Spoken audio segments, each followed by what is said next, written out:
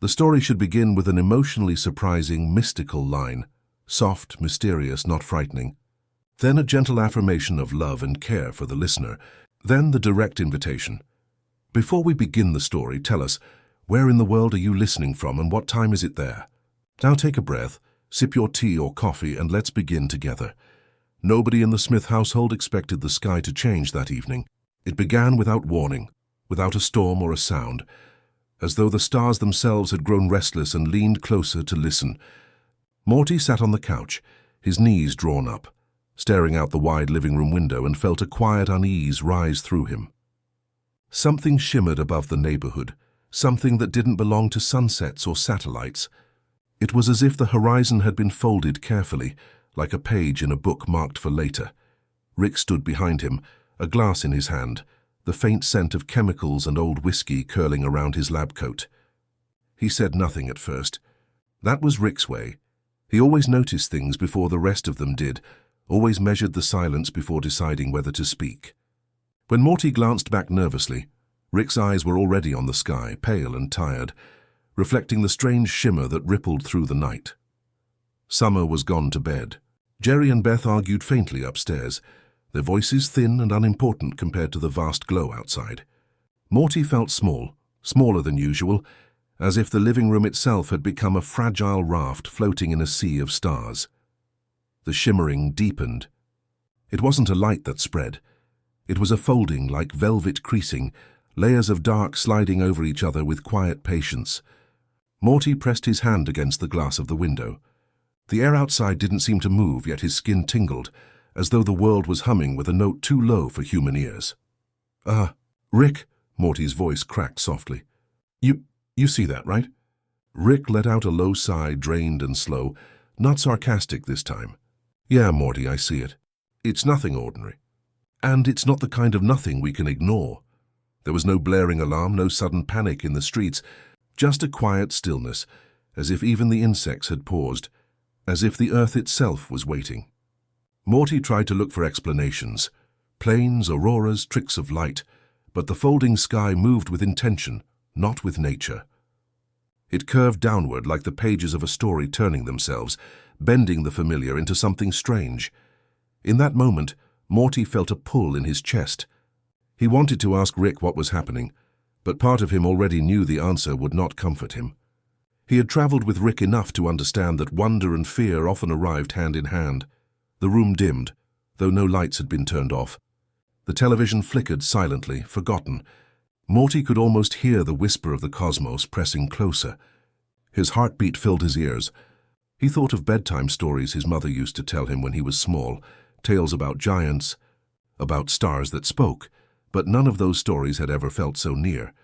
Rick finally moved, setting his glass down with a soft clink. He crouched beside Morty at the window, his lab coat brushing against the boy's arm. His voice was low, almost gentle, more for Morty than for himself. "The universe doesn't always scream when it wants attention. Sometimes it whispers. Tonight, Morty, it's whispering." Morty swallowed hard, eyes wide. "Whispering what?" Rick didn't answer, not right away. He looked out across the suburbs, the rooftops, the driveways, the shadows, and beyond them the sky folding in on itself like a curtain. He seemed almost sad, as if he'd seen this kind of strangeness before and knew how fragile it could be. Minutes stretched. The shimmer pulsed, waves of light and shadow blooming outward, bending the stars into shapes that weren't constellations Morty recognized. The Big Dipper bent into a curve, Orion melted into threads of brightness, and the moon flickered like a lantern swaying in the wind.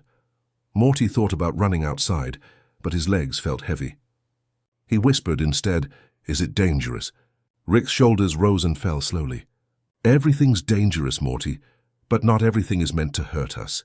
Sometimes the universe just shows us something, to see if we're paying attention." The boy didn't know how to hold those words. They felt too big, too calm, like river stones pressed into his hands. He nodded anyway, because it was easier than asking more questions. Upstairs, Beth's voice had gone quiet. Jerry muttered something indistinct. Summer stirred in her room but didn't come out. The house seemed to sense, with a kind of animal instinct, that silence was the only answer. Outside, the neighborhood gathered in fragments.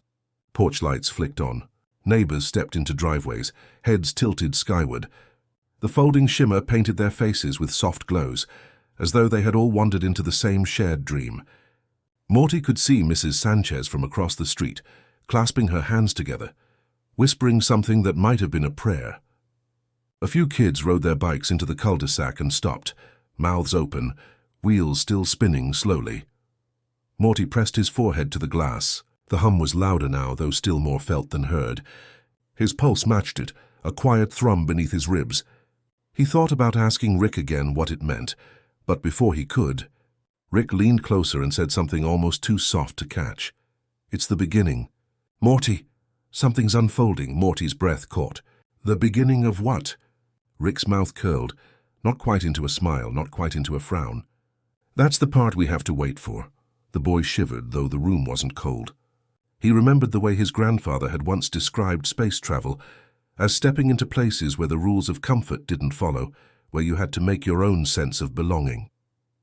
This moment felt like that, the sky no longer theirs, but something reaching down to remind them of their smallness. Morty's eyes blurred, though he wasn't sure if it was tears or the strange shimmer bending his vision. He leaned back against the couch cushions, body heavy with wonder and unease. The world outside seemed both endless and fragile, like glass stretched too thin. Rick stayed by the window, silent again. His profile was etched in the faint glow, eyes unreadable. For once he looked less like a genius and more like a man who carried too many secrets, too many memories. Minutes passed. The folding deepened. Morty thought he saw shapes in the shimmer, faces or something close to them, but when he blinked, they vanished. His mind played tricks, turning light into meaning. He wondered if others saw it too, if somewhere across the world other children pressed their hands to windows, trying to understand. The hum grew softer, then stronger, then softer again, like breathing. Morty felt his eyelids grow heavy, not from sleep but from the strange rhythm filling his body. He whispered, almost to himself, "It's like the sky's alive." Rick didn't argue. He simply let the silence answer. For the rest of that night, the Smith household stayed awake, bathed in shifting folds of starlight. No words were enough. No explanations were given. The world outside had stopped being ordinary, and though Morty couldn't name it yet, he knew the night had marked him. He would never again look at the sky without remembering the way it once bent down to whisper, and so the night continued, quiet and endless, as if the universe was waiting for someone, somewhere, to sing the first note. The shimmer did not fade with morning. When dawn arrived, the sky seemed less like a canvas of light and more like a veil being lifted. Morty had drifted in and out of restless sleep on the couch, his body sagging in the quiet heaviness of the night, but even in dreams he had felt the thrum of the heavens bending closer. Rick hadn't moved much. He had spent the long hours watching, a silhouette hunched against the window, shoulders stiff, the faint smell of drink curling around him like smoke. By the time the first pale wash of sun touched the horizon, the folds in the sky had grown sharper. What had seemed like a shimmer now revealed depth, as if an unseen hand was pulling apart layers of reality. The stars, instead of vanishing with daylight, burned on faintly, shimmering behind the brightening blue. Morty rubbed his eyes and stared. He didn't want to wake fully, didn't want to prove to himself that it was real, but his body ached with the undeniable weight of it. Rick finally stirred, his voice gravelly from silence. "Morty, keep your eyes open. This isn't the kind of thing you want to miss." Morty blinked, heart thudding. "What is it?" Rick didn't answer directly. He rarely did.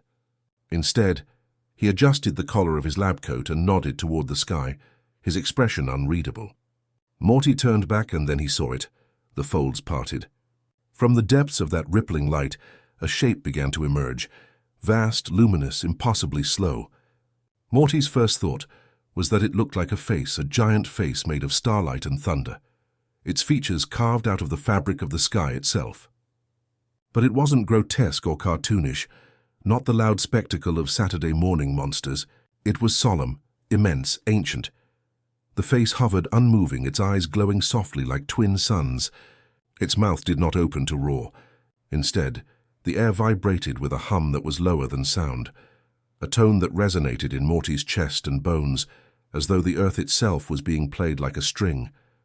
Morty staggered back, hands to his ears, though the sound wasn't loud. It was simply everywhere. Rick closed his eyes, listening. For once he looked neither dismissive nor smug. His face was lined with something like recognition, even reverence. Another shape followed the first, and then another.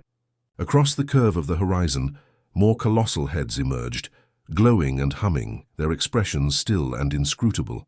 Morty counted 5, then 7, then lost track as they settled into the sky. Each one suspended above the earth like a planet that had come too close. Morty gasped. Rick, their faces.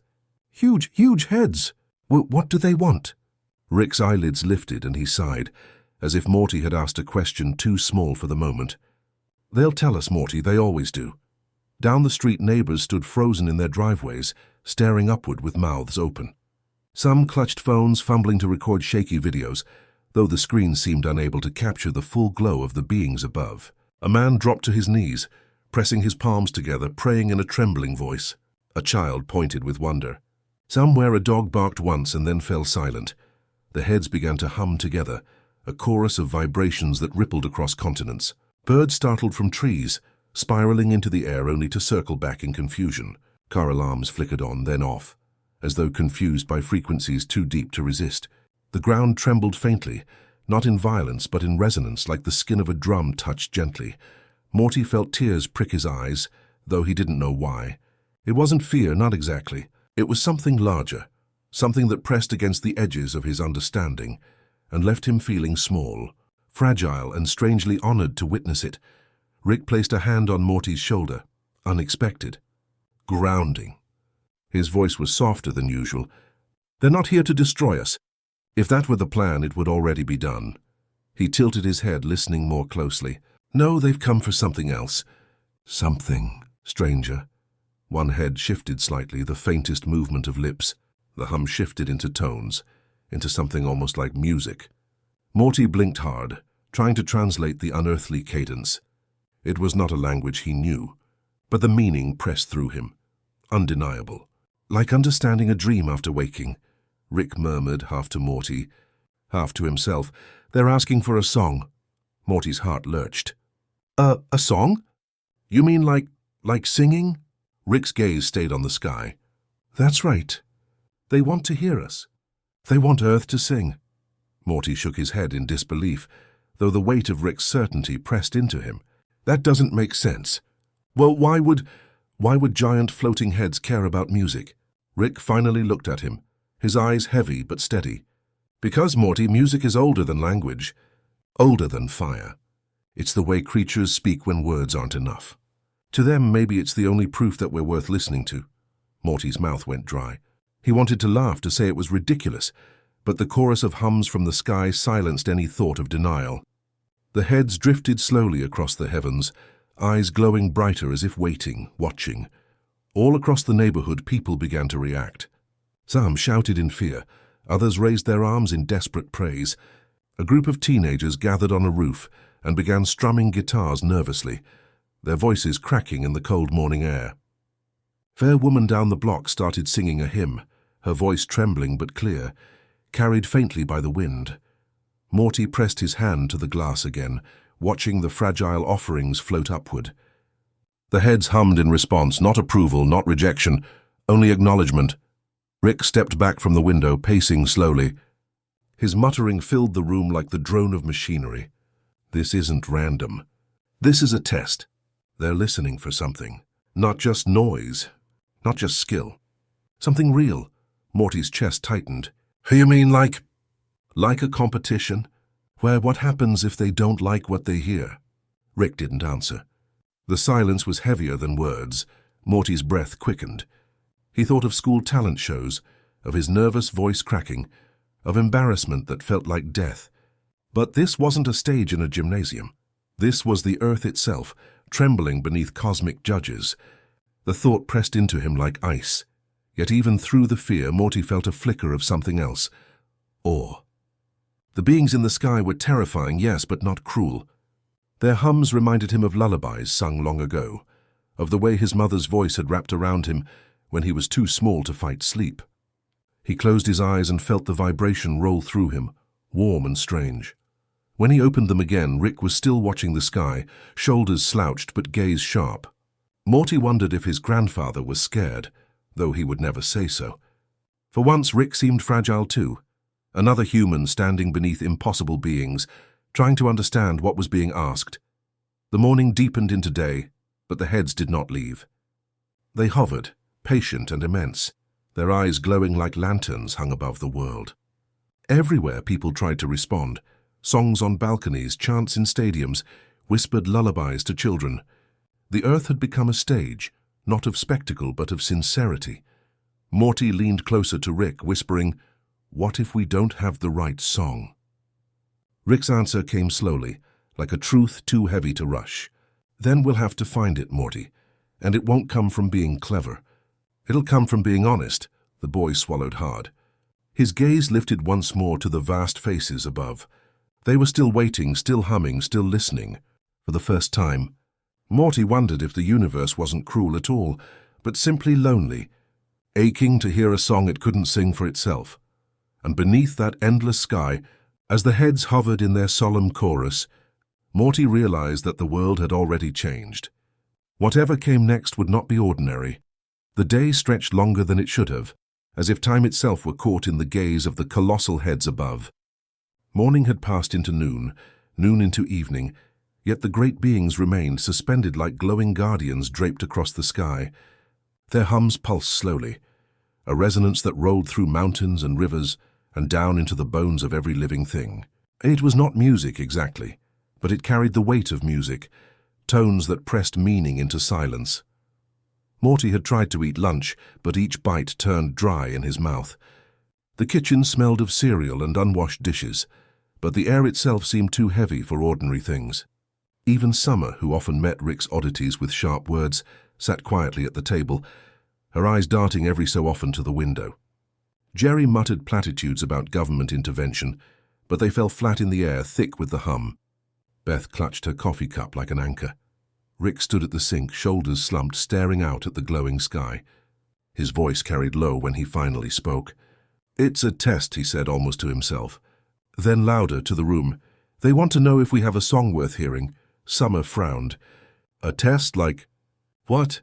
American Idol but cosmic?" Rick gave no smirk, no sarcasm. His eyes remained distant, glassy, reflecting the shimmer of the beings outside. Not a competition, not for show. It's older than that. To them, song isn't entertainment, it's proof. Proof we're more than animals. Proof there's a reason to let us keep existing. Morty froze, spoon halfway to his mouth.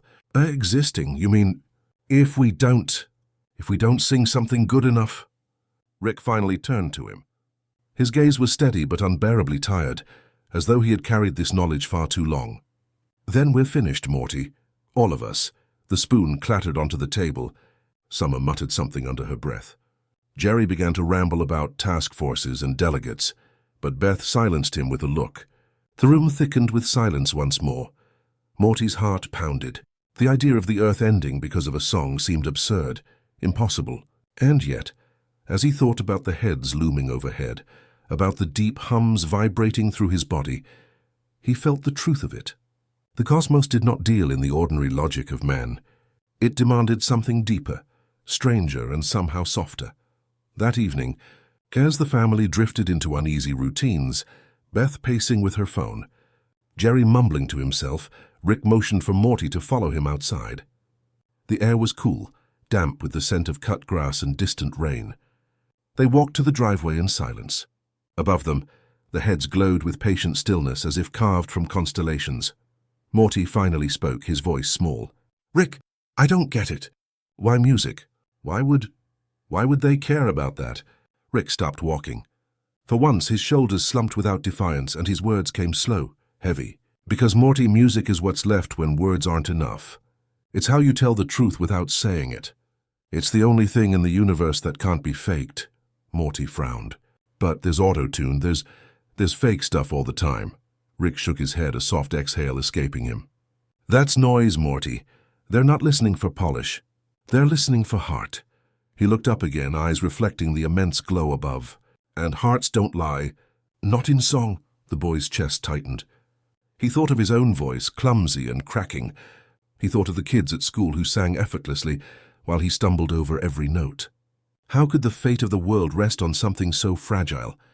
All around them, the neighborhood trembled with attempts. From one house came the thin sound of a guitar, hesitant and out of tune. From another, a family sang softly together, their voices weaving unevenly. Across the street, someone blasted a recording of a pop anthem through cheap speakers. The air was filled with effort, with fear disguised as melody. The heads did not respond. They only hummed, patient, waiting. Rick tilted his head. They're not impressed. Morty's stomach sank.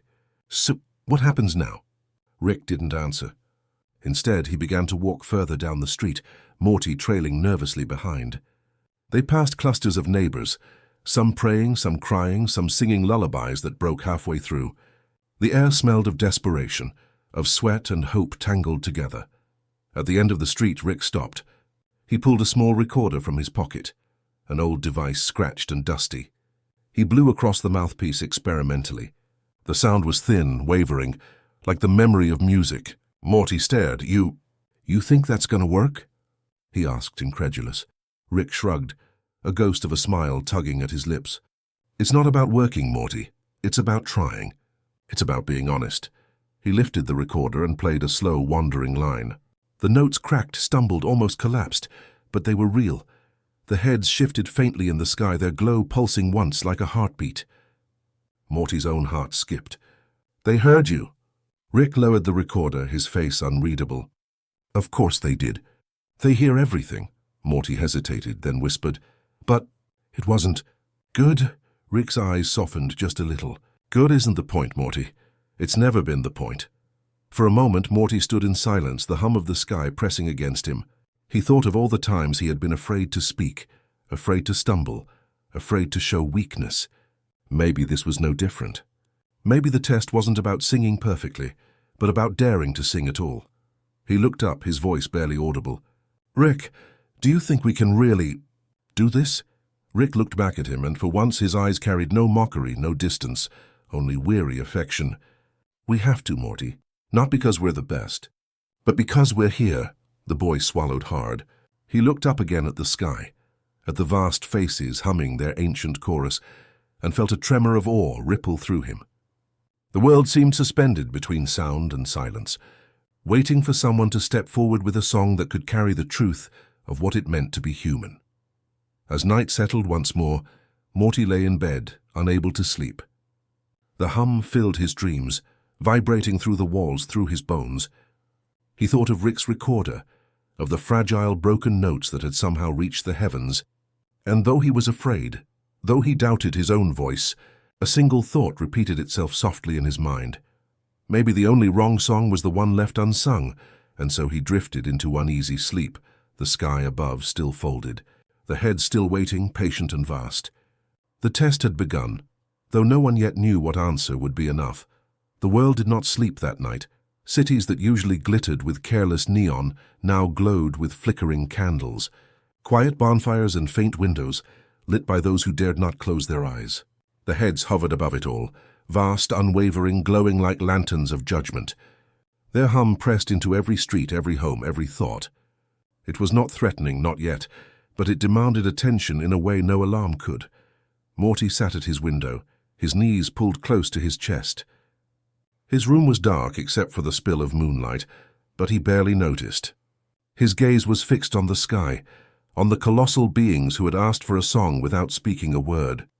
The silence between hums seemed louder than anything else, like the earth itself was waiting for breath.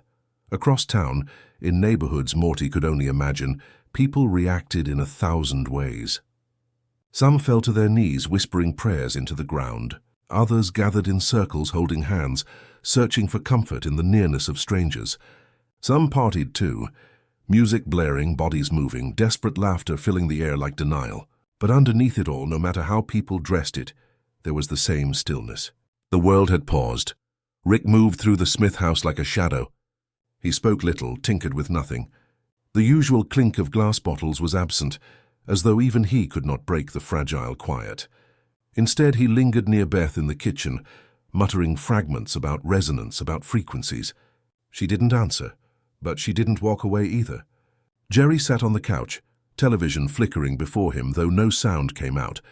The man had turned off the volume without realizing, staring instead at closed captions crawling like insects across the screen. Summer scrolled endlessly through her phone, but her eyes were unfocused, her fingers sliding without intent. Morty rose from his window perch and stepped quietly into the hallway. His feet were bare, the carpet cool against his skin. He felt like he was walking through a dream where everyone was awake, but no one was alive. Outside, the street was lined with people. Neighbors gathered in driveways, some singing half-remembered hymns, others reciting poems, others simply listening. A dog barked, then whimpered and went quiet, unsettled by the low vibrations from the sky. Morty wandered down the block, hands shoved into his pockets, listening. He passed Mrs. Greenberg from 2 doors down.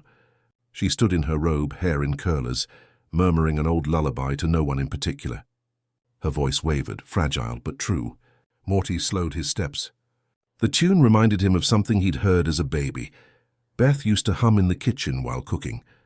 He didn't even know the words, but the melody lingered like the faint smell of bread long after the oven cools. Further down, a group of teenagers strummed guitars, their laughter nervous, their chords clumsy. They tried to drown their fear in noise, but Morty could hear the cracks between their bravado. Even their mistakes carried a strange honesty. He walked past them all deeper into the night, until he found himself at the small park near the elementary school. The swings creaked faintly in the breeze. A fountain bubbled faintly, its water shimmering beneath the head's glow. Morty sat on a bench staring up. The beings loomed still, their glow like moons layered atop one another. Their eyes were closed, but their hum rolled outward, vibrating through tree branches, through the fountain, through his very heartbeat. He thought about what Rick had said, that music was truth and truth could not be faked. He wondered if silence counted too, because that's what this felt like. The entire world suspended in a shared silence. Even the songs people sang seemed less like sound and more like pauses, like breaths between something greater. The stillness wasn't empty.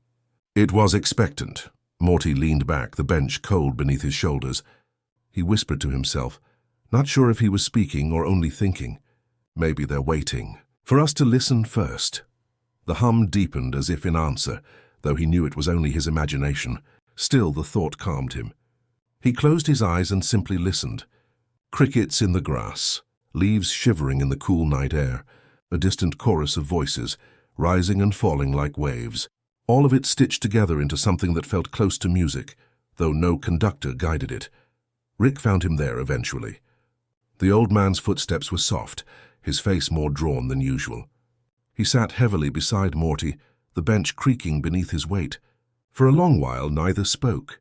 They simply sat in the presence of the looming heads and the quiet that surrounded them. Finally, Rick murmured, "You hear it too, huh?" Morty opened his eyes, startled. "Hear what?" Rick tilted his head, staring not at the sky but at the shadows of trees swaying around them. "The world, Morty, it's—" Humming back. "Not loud, not clear. But it's there," Morty nodded slowly. "Like, everyone's part of it, even if they don't know." "Exactly," Rick sighed, his breath fogging faintly in the cool night. "That's the silence before the note. The universe leans in, waiting for us to speak. But if we rush it, if we panic, we miss the chance to actually say something real." Morty swallowed. The thought both comforted and terrified him. The fate of the earth balanced not on brilliance or power, but on honesty, on the courage to sing when silence ended. They sat together until dawn began to wash the horizon in pale blue. People still gathered, some asleep on lawns, others whispering in small circles. The world had not ended in the night. The heads had not departed either. The test still waited, patient as stone. Morty rose when Rick did. They walked home quietly, their footsteps echoing in the still street. The silence was not empty anymore. It felt charged, fragile, ready to break into something new. And Morty, though his throat ached with fear, could almost hear it. The beginning of a note forming somewhere deep inside him, waiting for the moment when silence would demand its release. The days that followed blurred together, not because nothing happened, but because everything felt suspended in a half-light, as though time itself was conserving its breath. The colossal heads still hovered in the sky, unblinking, humming their long, slow tones. Cities continued to flicker, People still gathered in small knots to sing or to wait, but the world had entered a rhythm of expectancy, like the seconds before a conductor lowers his hand. Morty noticed how the air seemed heavier now. Even laughter, when it came, was quieter, like it might break the fragile atmosphere. He caught himself whispering at odd times, even in the middle of the day. And in those quiet hours, Rick's presence felt different too. Rick was still Rick, his hair sticking in all directions, his voice gravelly, his movements uneven. But there was less spark in him now. He tinkered half-heartedly at his workbench, but abandoned projects midway. Bottles collected on the counter, but not as many as before. He didn't launch into rants or theories with his usual fire. Instead, he lingered in doorways, lost in thought.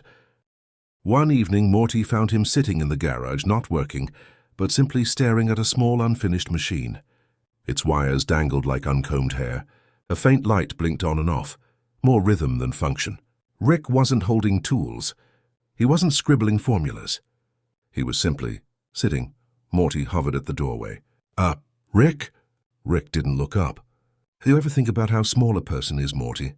His voice was quieter than usual, softer. "How every little thing we do either disappears completely or somehow tilts the world without us even knowing." Morty shifted uncomfortably. "I mean, yeah, sometimes, I guess." Rick leaned back in his chair. The metal creaked beneath him.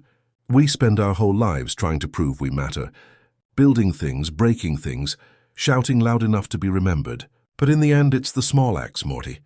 The ones you don't even realize anyone notices. They ripple longer than anything else." The boy frowned. "Is this about the heads?" "About the song?" Rick finally looked at him. His eyes were bloodshot, but behind the weariness there was something else, something closer to tenderness. "It's about everything. About being alive. About the fact that maybe the universe doesn't care about genius or power, but it listens when we're honest, even if it's just for a moment." Morty sank onto an old crate, pulling his knees up. He didn't know what to say. He had always thought of Rick as unstoppable, unshakable, a man who could build weapons out of scraps, who could insult gods without flinching. But here was a Rick who looked smaller somehow, like a man carrying more weight than he could keep hiding. After a long silence, Morty ventured, Do you think we'll make it through this? I mean, the song thing. The test." Rick rubbed his face, his hands rough with exhaustion. "I don't know, Morty. I don't have the answers this time. I can't invent a machine to fix it. Can't trick my way out. The only thing that matters here is something I can't build." He gave a bitter laugh. Turns out that might have always been the case. The words unsettled Morty more than any threat from the heads above. To hear Rick admit limitation, to hear him confess weariness, it made the whole situation feel heavier, more real. And yet, in a strange way, it also made it gentler. It made Rick human. The garage smelled faintly of oil and dust. Outside, the hum of the heads rolled on, slow and steady. Morty listened to it, letting it vibrate in his chest. He thought about what Rick had said, about small acts carrying more weight than the grand ones. He remembered Mrs. Greenberg's lullaby, the teenagers' broken chords, the neighbors holding hands in the driveway. Maybe that was what the heads were waiting for. Not perfection, but sincerity stitched together from millions of tiny moments. Rick sighed again and pushed the machine aside. "You know, Morty, I've spent my whole life thinking the big stuff mattered. The inventions, the discoveries, the universe is bent to my will. But when it comes down to it, the only things that ever stuck with me were the small moments. Someone sitting with me when they didn't have to.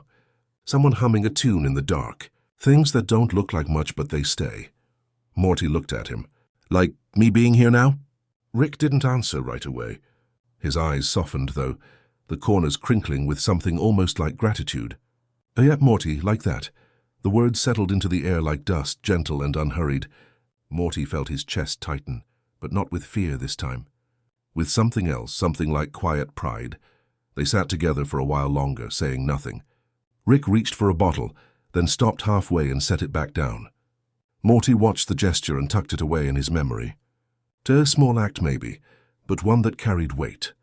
Later that night, Morty lay in bed again, the hum of the heads pressing through the walls. He thought about Rick's weariness, about how even geniuses grew tired, about how maybe being tired was part of being human. He thought about how small acts, sitting beside someone, listening, humming quietly, might be what saved them all. And as he drifted into sleep, he found himself less afraid of the silence. For the first time since the heads arrived, he believed the world might find its song. Not in power, not in brilliance, but in weary, honest hearts choosing to keep singing anyway. Morning came pale and grey, the kind of morning that seemed to hover between waking and dreaming. The colossal heads remained above the horizon, humming in long, low tones that threaded through clouds and rooftops. The sound no longer startled Morty the way it had at first. Now it felt like part of the background, a river of vibration that never ceased. Rick suggested they walk. Not travel in his ship, not escape into another world, but simply walk. Morty was too surprised to argue.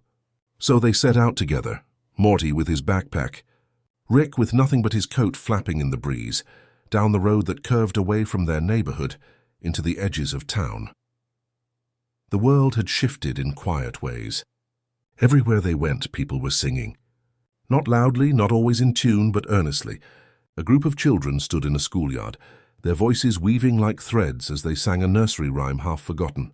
His old man leaned against his porch railing, humming something without words, tapping his cane gently in rhythm.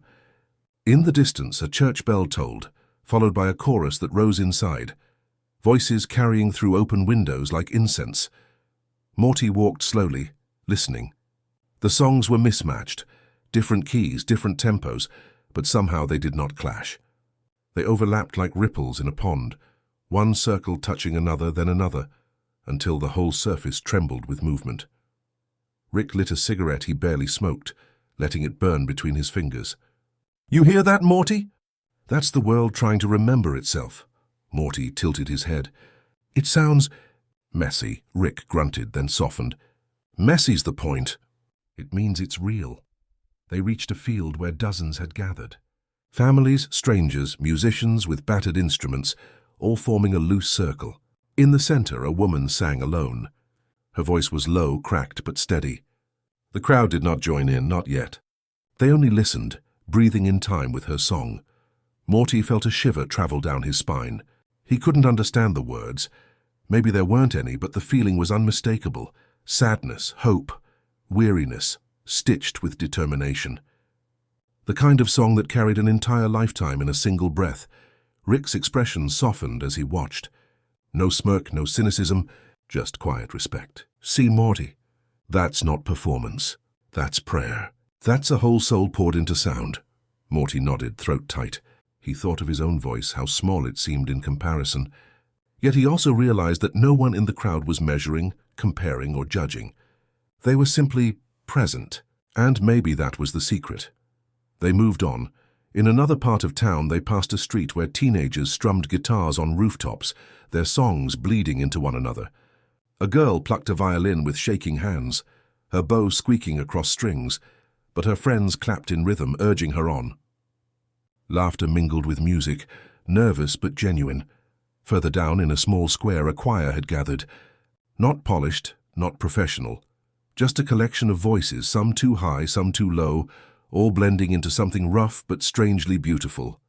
Morty stopped to listen, and for a moment he forgot the weight of the heads above. Rick muttered, "A river of voices." "That's what it is, Morty. A current carrying us along whether we like it or not." Morty glanced up at him.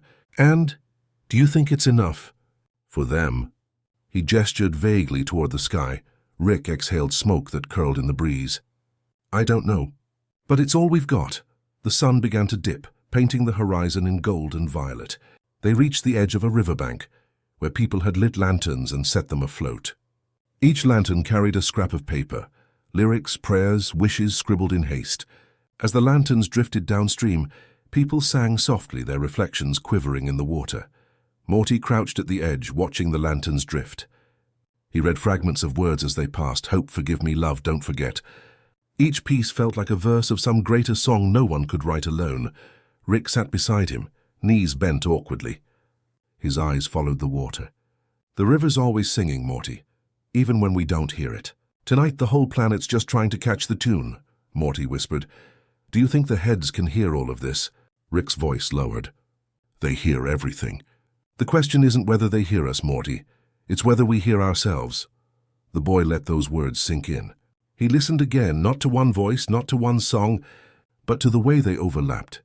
The children's rhyme carried on the wind, the choir's chorus echoing from a hill, the lone violin shrieking its imperfect notes, the murmured prayers drifting like smoke. Together they formed something vast and fragile, a patchwork of sound that seemed to hold the world together for one more night. They stayed until the stars appeared, until the lanterns faded downstream into the dark. Morty felt tired, but not the kind of tired that begged for sleep. It was the weariness of carrying something bigger than himself. And yet beneath that, he felt something else too, belonging. When they finally turned back, the hum of the head still pressed low across the sky, but it no longer felt as heavy. It felt answered, not resolved, not finished, but answered, like a conversation had finally begun. Rick walked with his hands shoved into his pockets, his eyes shadowed. Messy or not, Morty, this is what we are. A river of voices. If that's not enough for them... He trailed off, then gave a small shrug. At least it's true. Morty thought of the lanterns drifting away, of the words scribbled on scraps of paper, of the cracked voices that carried more honesty than perfection ever could. And for the first time he thought maybe, just maybe, that was the kind of song worth saving. The days unfolded like pages in a book too fragile to rush through. The heads remained in the sky, glowing, patient, their hum spreading through every hour like the drone of a distant organ. Humanity answered in its own scattered way, choirs in open fields, families singing by candlelight, children humming lullabies to stuffed animals. The earth had become a single stage, though no one felt like a performer. Morty walked through it all with Rick at his side. Each step brought them into new currents of song. One afternoon they passed a grocery store where workers sang while stacking shelves, their voices awkward but steady. Later they crossed a bridge where a man sat with an old accordion, squeezing out notes that quivered with both humor and sorrow. At night, they slept in borrowed rooms, their windows rattling with faraway choruses. At first, Morty felt small in the midst of it. His voice was untrained, fragile, quick to crack. Every time he heard others singing with power or confidence, he shrank further into himself. He imagined trying to stand before those immense beings and felt his throat close before a sound could escape. One evening they stopped at a farmhouse. The family welcomed them in, setting out bowls of soup that steamed in the cool air. After dinner, they gathered around the fireplace. The father strummed a guitar. The mother sang softly, and their children joined in, their voices uneven but radiant. Morty sat on the edge of the couch watching, listening. The song was simple. It wasn't in perfect harmony, but it carried warmth, like a blanket passed from one person to another. Morty felt his eyes sting, though he couldn't explain why.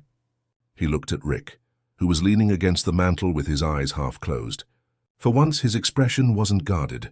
It was tired, yes, but also gentle, almost reverent.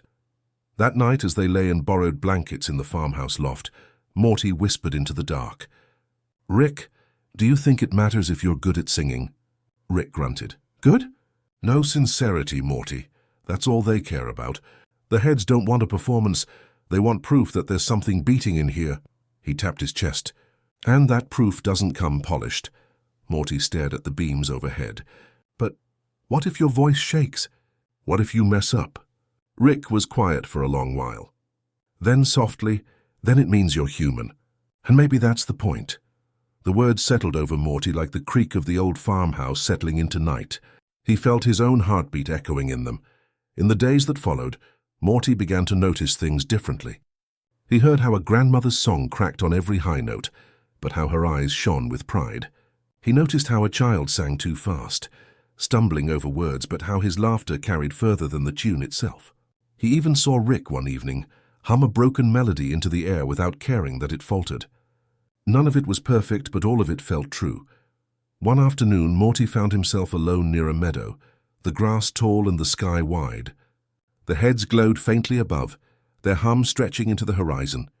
Morty hesitated, then opened his mouth. A single sound slipped out, a hum, shaky and unsure. It cracked halfway through, and his face flushed even though no one was there to hear it. He tried again. His voice trembled, but he kept going, stringing together fragments of notes he half remembered from songs his mom used to hum in the kitchen. It wasn't beautiful. It wasn't powerful. But something inside him loosened. The sound vibrated in his chest, moved through his throat and drifted into the evening air. He realized that the act of singing itself mattered more than how it sounded. It was like speaking without words, like showing the world a piece of himself without disguise. When he returned, Rick raised an eyebrow. "You look different, Morty." Morty shrugged, though his cheeks were still flushed. "I was just trying something." Rick studied him for a moment, then gave a small nod. "Good, keep trying." That night Morty couldn't sleep. He lay awake listening to the hum of the heads, to the wind outside, to the faint singing of neighbors down the road. And he understood something he hadn't before. Sincerity mattered more than skill. Honesty mattered more than perfection. His nervousness wasn't a weakness. It was the very thing that made him human. The realization wasn't loud. It didn't come with fireworks or applause. It came softly, like a whisper carried through a field of grass. But it stayed. And as Morty drifted towards sleep, he thought maybe, just maybe, his voice could be part of the song the world was waiting for. The road ahead stretched quiet, long and full of strange stillness. Rick and Morty had left the farmhouse behind them, their footsteps carrying them through winding paths that glowed under silver starlight. The heads hovered above, humming with their eternal resonance, vast and patient as mountains in the sky. The world below was a mosaic of voices, some singing with bravery, some trembling, some breaking into silence. Morty walked close to Rick, his hands shoved into the pockets of his jacket. He wanted to ask questions, but for a while he just listened. To the crickets in the grass, to the rustling of leaves in the breeze, to the fragments of distant singing floating across the fields. His thoughts pressed heavy in his chest, and at last he couldn't keep them inside. "Rick," he said quietly, "you always seem like you know what to do. But with this, with the music, do you really know how it works? How to make it right?" Rick's pace slowed. He tilted his head toward Morty, his eyes unreadable. For a long time he didn't answer. Morty thought maybe he would brush the question away, hide behind a joke or a sigh. But instead Rick let out a long breath, one that trembled just slightly. "No, Morty," he said finally, voice low, roughened with fatigue. "Not this time. I can't build a machine for it. I can't trick it. Music isn't about invention. It's about feeling." Morty blinked. It was strange to hear Rick sound almost uncertain. "But you're smart, Rick. Smarter than anybody. Doesn't that mean you can figure it out?" Rick stopped walking, looking up at the sky. The glowing heads hung there like lanterns lit by eternity, their hum pressing gently against the air. He shoved his hands deep into his lab coat pockets. "Morty, genius can build rockets. Genius can bend time. But genius can't make a melody mean something if it doesn't come from the heart." Morty stood very still. He had never heard Rick admit a limit before. Never heard him say, "I can't." The words felt heavy and fragile at once, like glass in Morty's hands. They sat down together on the edge of the road. The grass bent under their weight, brushing their ankles. Rick leaned back, eyes tracing the stars, his face shadowed but soft. Morty hugged his knees, waiting. "You know," Rick said after a long silence, "when I was younger, I thought vulnerability was weakness. Thought if I admitted I didn't know something, I'd lose control. So I built, I drank, I filled every gap with noise." His voice cracked slightly, though he didn't look away from the sky. "But this thing the heads want, it doesn't want noise. It wants truth." Morty's heart beat faster. He had never heard Rick speak like this, open, bare.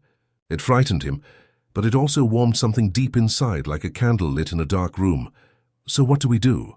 Morty asked softly. Rick glanced at him then, his eyes tired but glimmering with something gentler than Morty expected. "We stop pretending. We let it be messy. We let it be real. And maybe that's enough." The night folded around them, quiet except for the cosmic hum above. Morty thought about all the times he had been afraid to speak, afraid to fail, afraid to be seen as foolish. He realized Rick carried the same fears, only hidden behind layers of brilliance and cynicism. And in that realization, Morty felt closer to him than ever before. Rick reached into his pocket and pulled out a small, bent harmonica. Its metal gleamed faintly in the moonlight. He held it between his fingers, staring at it as if it carried an entire history he had never told. "Here," Rick said, handing it to Morty. "Try it." Morty stared at the harmonica in his palm. "Me? But I don't even know how." Rick gave a soft huff of a laugh.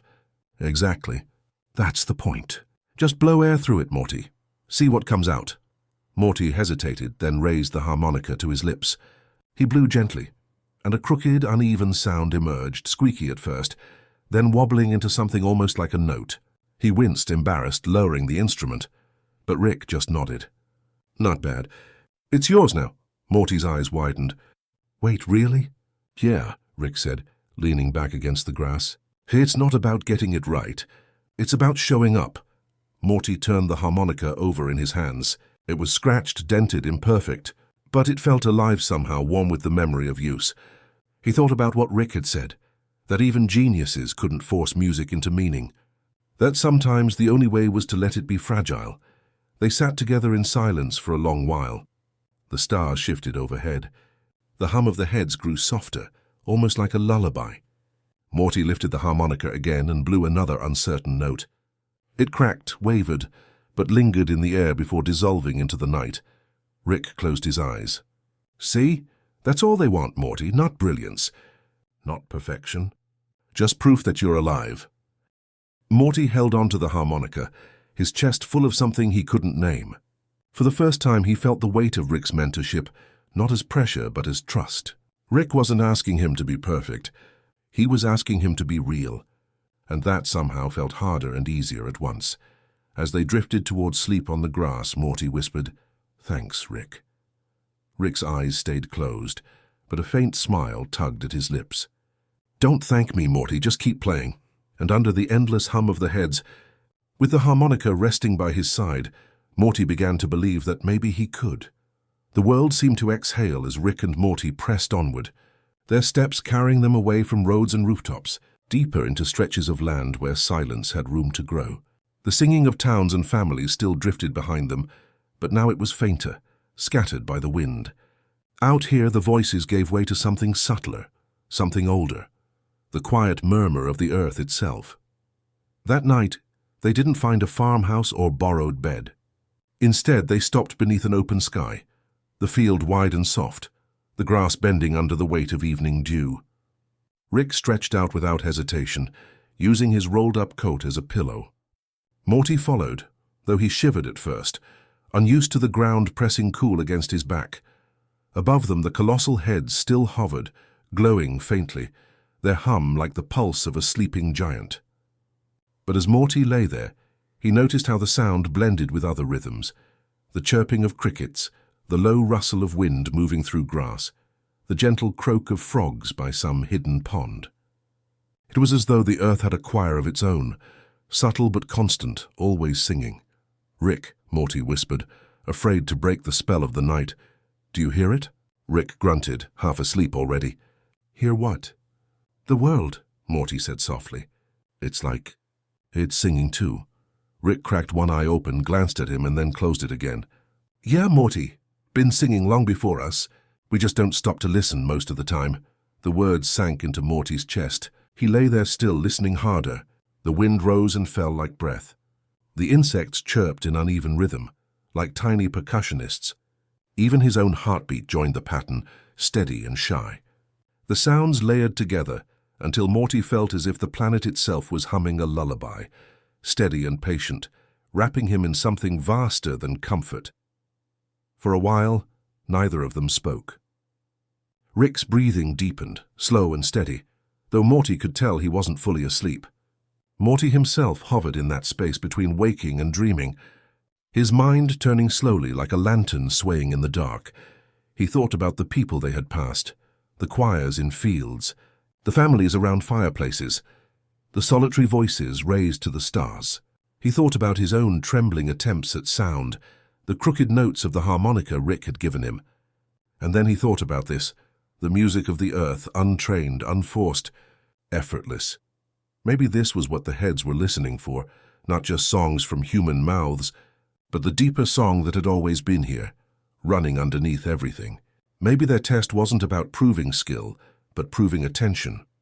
Morty closed his eyes and tried to hum along, not with a melody he already knew, but with the rhythm of what he was hearing. A faint note slipped from his throat, wavering, then settling. He matched it to the crickets at first, Then the breeze, then the steady thrum of his own chest. He imagined the earth leaning closer, as if to listen. When he stopped, Rick's voice came through the dark, low and rough.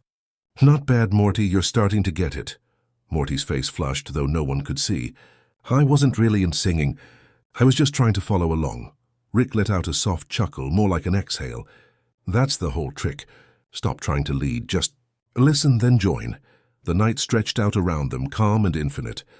Morty felt himself soften into it, his body melting into the ground, his thoughts slowing.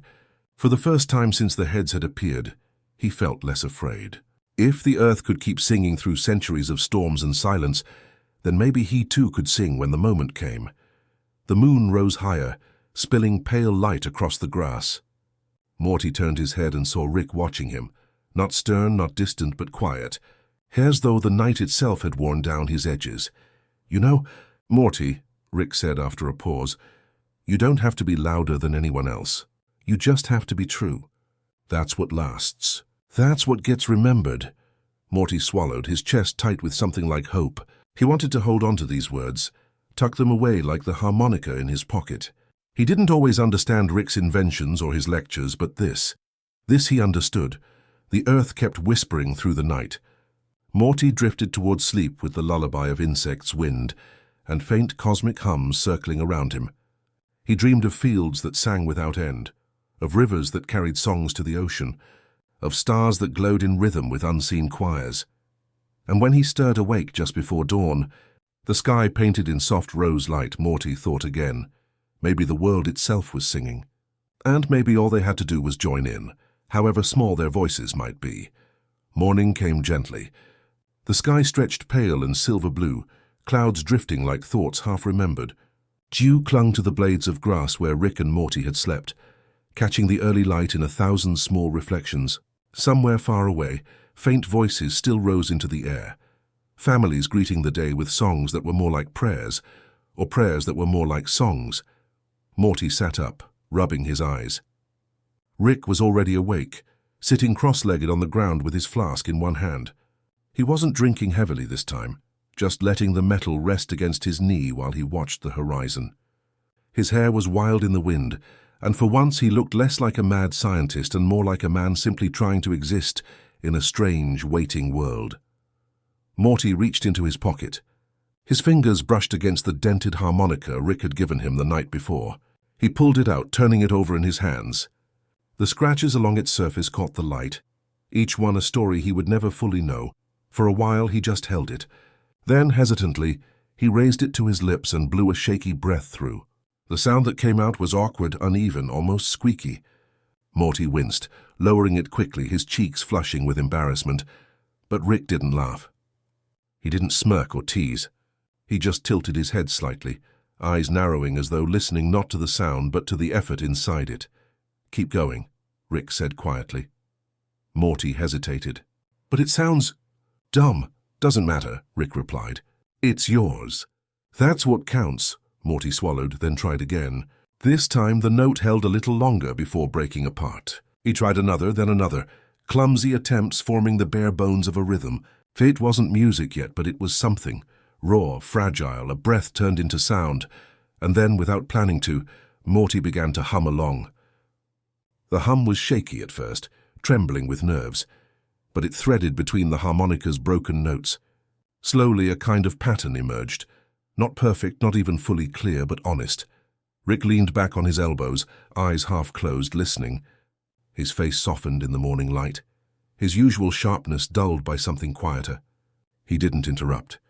He didn't correct. He just let Morty play. Morty closed his eyes. He thought of his mom humming in the kitchen while stirring a pot on the stove, of his dad whistling tunelessly while mowing the lawn. He thought of moments when words weren't enough, when sound carried more than language could. He thought of the farmhouse family around their fire, their imperfect chorus holding more warmth than perfection ever could. And in that stillness, Morty's hum deepened. The harmonica squeaked and cracked, but he kept playing, and together, the sounds formed something fragile and alive. Rick's voice came through the quiet when Morty finally stopped, his cheeks flushed with effort. "That, Morty, that's the start of it. That's how songs begin. with something small, something real. Morty glanced at him, uncertain. You think it's good? Rick gave a faint shrug. Doesn't matter if it's good. It matters that it's yours. Music isn't about measuring up. It's about being heard, even if it's only by yourself. Morty held the harmonica against his chest, feeling its cool metal warm against his skin. He thought about the immense heads still floating in the sky, their hum echoing like an endless question. Could such fragile sounds matter to them? Could something so small, so clumsy, carry weight in the face of such vast beings? Rick seemed to read his thoughts. Don't underestimate small things, Morty. Sometimes a single note can carry more truth than a whole symphony played without heart. The words stayed with Morty all day. As they walked, he kept pulling the harmonica out, testing new sounds, humming awkwardly under his breath. Each attempt made him blush, but Rick never mocked. Sometimes Rick would even nod along, tapping a finger against his thigh, as though finding rhythm in Morty's stumbles. By evening, when the sky burned orange and the shadows grew long, Morty felt a quiet shift inside himself. His song was still rough, still uncertain, but it was his. And when he hummed softly into the gathering night, Rick didn't just listen, he seemed to hear. That night, as they lay down under the stars again, Morty whispered into the dark. Rick, do you think the heads can hear all of this? Every little song, even mine? Rick's voice came back steady and low. Yeah, Morty, they hear it all. The big, the small, the broken, the trembling. That's the test. Not who sings the loudest, but who sings the truest. Morty held the harmonica close, his eyes drifting shut. He dreamed of playing again, of his clumsy tune echoing not just across fields and rivers, but into the vastness of the sky. And in his dream, the heads listened, not with judgment, but with something like understanding. The days stretched on like slow music, each one blending into the next. The heads remained high above, their glow constant, their hum patient. The world below was still trembling with song, still searching for the voice that would carry enough truth to satisfy them. But in the midst of that vast uncertainty, something quieter was happening, something between Rick and Morty, as subtle as the threads of harmony that appear when two voices brush together. They had walked together for so long now, through towns and fields, past rivers that whispered, past firesides that welcomed them briefly. They had seen strangers singing bravely into the night, and they had carried their own awkward notes into the dark. Somewhere in that journey, their rhythm with each other had shifted. It wasn't sudden, wasn't loud. It was gradual, like watching dawn spread across the horizon without realizing the stars had faded. One afternoon, Morty stumbled as they crossed a rocky path. His harmonica tumbled from his pocket, clattering against the stones. He scrambled to pick it up, his cheeks burning. Geez, Rick, I almost broke it. Rick stopped, turned, and crouched down. He picked up the dented instrument before Morty could. His hands lingered on it for a moment, thumb brushing over the scratches. He didn't tease. He didn't mock. He just handed it back, his eyes steady. It's tougher than it looks. Like you. Morty froze, the words settling into him like warm embers. He mumbled a quiet thanks, his voice small but full. They kept walking. Rick spoke less these days, but when he did, Morty noticed his tone was different, less sharp, less impatient. Sometimes when Morty hummed softly under his breath, Rick would hum along just for a moment, like two threads of sound weaving together. It was never perfect, but that imperfection carried its own sweetness. One evening they camped by a small river. The water moved gently over stones, catching the last light of the setting sun. Rick built a small fire, his motions tired but practiced. Morty sat nearby, holding the harmonica loosely, not sure if he wanted to play. Rick glanced at him. Go on, let's hear it. Morty hesitated. But it still sounds, you know, fat. Rick took a slow sip from his flask, then shook his head. Doesn't matter. Play anyway. So Morty lifted the harmonica and blew a trembling note. Then another. The tune was uneven, clumsy, but it drifted out into the evening air, carrying across the water. Morty felt his chest tighten with self-consciousness, until he noticed Rick watching. Not critically, but calmly, his eyes steady in the firelight. When Morty finally lowered the instrument, Rick said quietly, That's good, Morty, that's real. You're not hiding. That's all that matters. Something shifted in Morty then. He realized Rick wasn't just tolerating him. He was listening. Really listening. And that made Morty feel taller somehow, less like a burden and more like a partner. As the night deepened, they lay side by side near the fire, the stars overhead like silent witnesses. Morty spoke softly, the words spilling out before he could stop them. "Rick, I always thought you didn't, really care what I did. But lately, it feels like you do." Rick's breath left him in a long exhale. For a moment, Morty thought he wouldn't answer. Then Rick turned his head, his eyes tired but clear. "I've always cared, Morty, just not always good at showing it." The fire crackled between them. Morty felt the words sink deep, filling spaces inside him that had ached for a long time. For the first time he understood, Rick wasn't invincible. He wasn't untouchable. He was flawed, tired, carrying his own shadows. And yet in the middle of all that, he was choosing to share this with Morty, to trust him, to teach him, to let his softness be seen. Morty smiled faintly, the harmonica still warm in his hands. "Thanks, Rick," Rick grunted, but there was the barest trace of a smile tugging at his mouth. "Don't thank me. Just keep playing, Morty. We're in this together now." The bond between them didn't arrive with fanfare. It wasn't loud, wasn't dramatic. It was quiet, steady, like a thread pulled tight across distance. Two odd figures in a strange world, one worn, one trembling, finding at last a kind of harmony.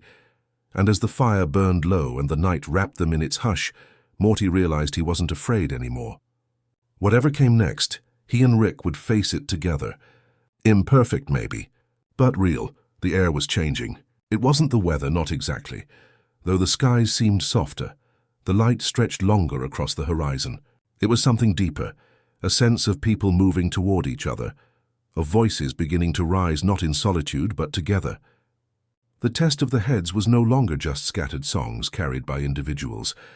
It was becoming a chorus, fragile but wide, like a net of sound stretched across the earth.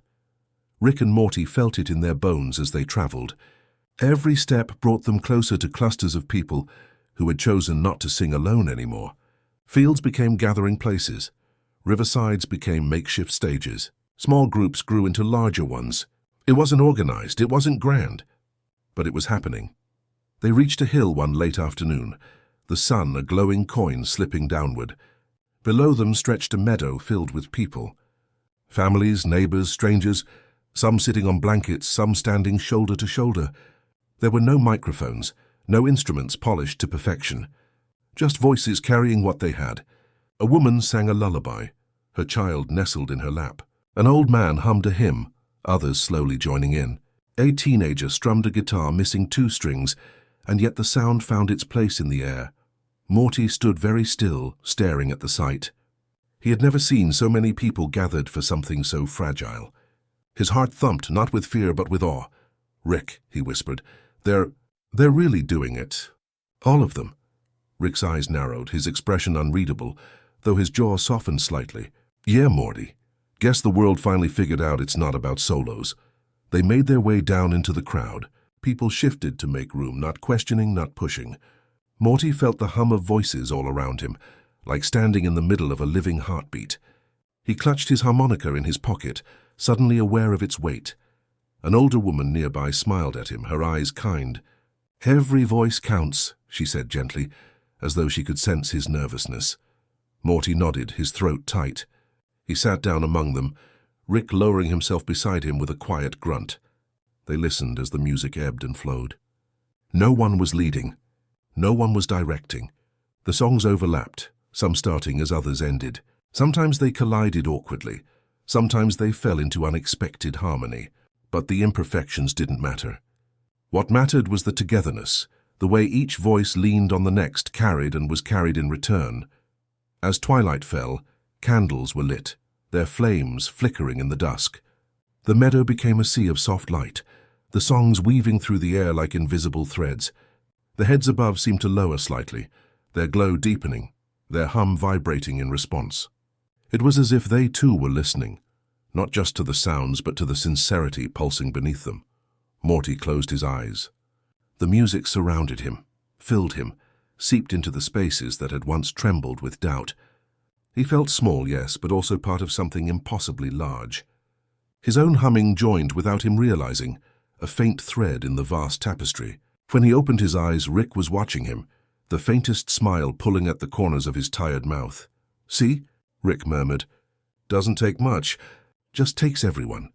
Morty swallowed hard, holding the harmonica tighter. Do you think this will be enough for them?" He glanced upward at the glowing giants in the sky. Rick didn't answer right away. His gaze stayed on the crowd, on the flickering candles and trembling voices. "I think," he said finally, "that honesty's the only thing that ever has a chance." The night deepened and the gathering went on. Songs rose and fell. Laughter bubbled between verses, tears glimmered in firelight. Morty realized it didn't feel like a performance at all. It felt like breathing, like sharing, like remembering that no one had to be alone, and somewhere in the vastness above, the heads listened, silent and waiting. The meadow was quiet now. The candles had burned low, their wax soft against the grass. Families rested on blankets, children curled against their parents, voices reduced to whispers. The heads still hovered above, immense, glowing, patient. They had not left. They had not spoken. They were waiting. Rick sat with his knees pulled close, staring into the fire's faint embers. Morty sat a little apart, the harmonica cradled in his palms. Neither spoke for a long time. Around them the silence thickened. It wasn't the silence of emptiness. It was the silence of expectation, of the world holding its breath. Finally Morty whispered, "Rick, what if no one's good enough? What if nothing works?" His voice trembled like a leaf in the wind. Rick didn't look at him at first. He lifted his flask, took a slow sip, set it down. Then he said quietly, "Good enough doesn't matter, Morty, not here, not to them. What matters is real, you just have to start." The words fell heavy into the air. Morty looked down at the harmonica again. His hands shook. The meadow seemed too vast, the heads too enormous, the silence too thick. He wanted to shrink, to disappear into the ground. But then he thought of the old woman who had smiled at him. He thought of the children's lullabies, the broken guitar, the fragile voices that had filled the night.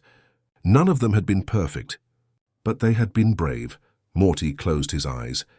He pressed the harmonica to his lips. The first note slipped out, thin, trembling, almost swallowed by the silence.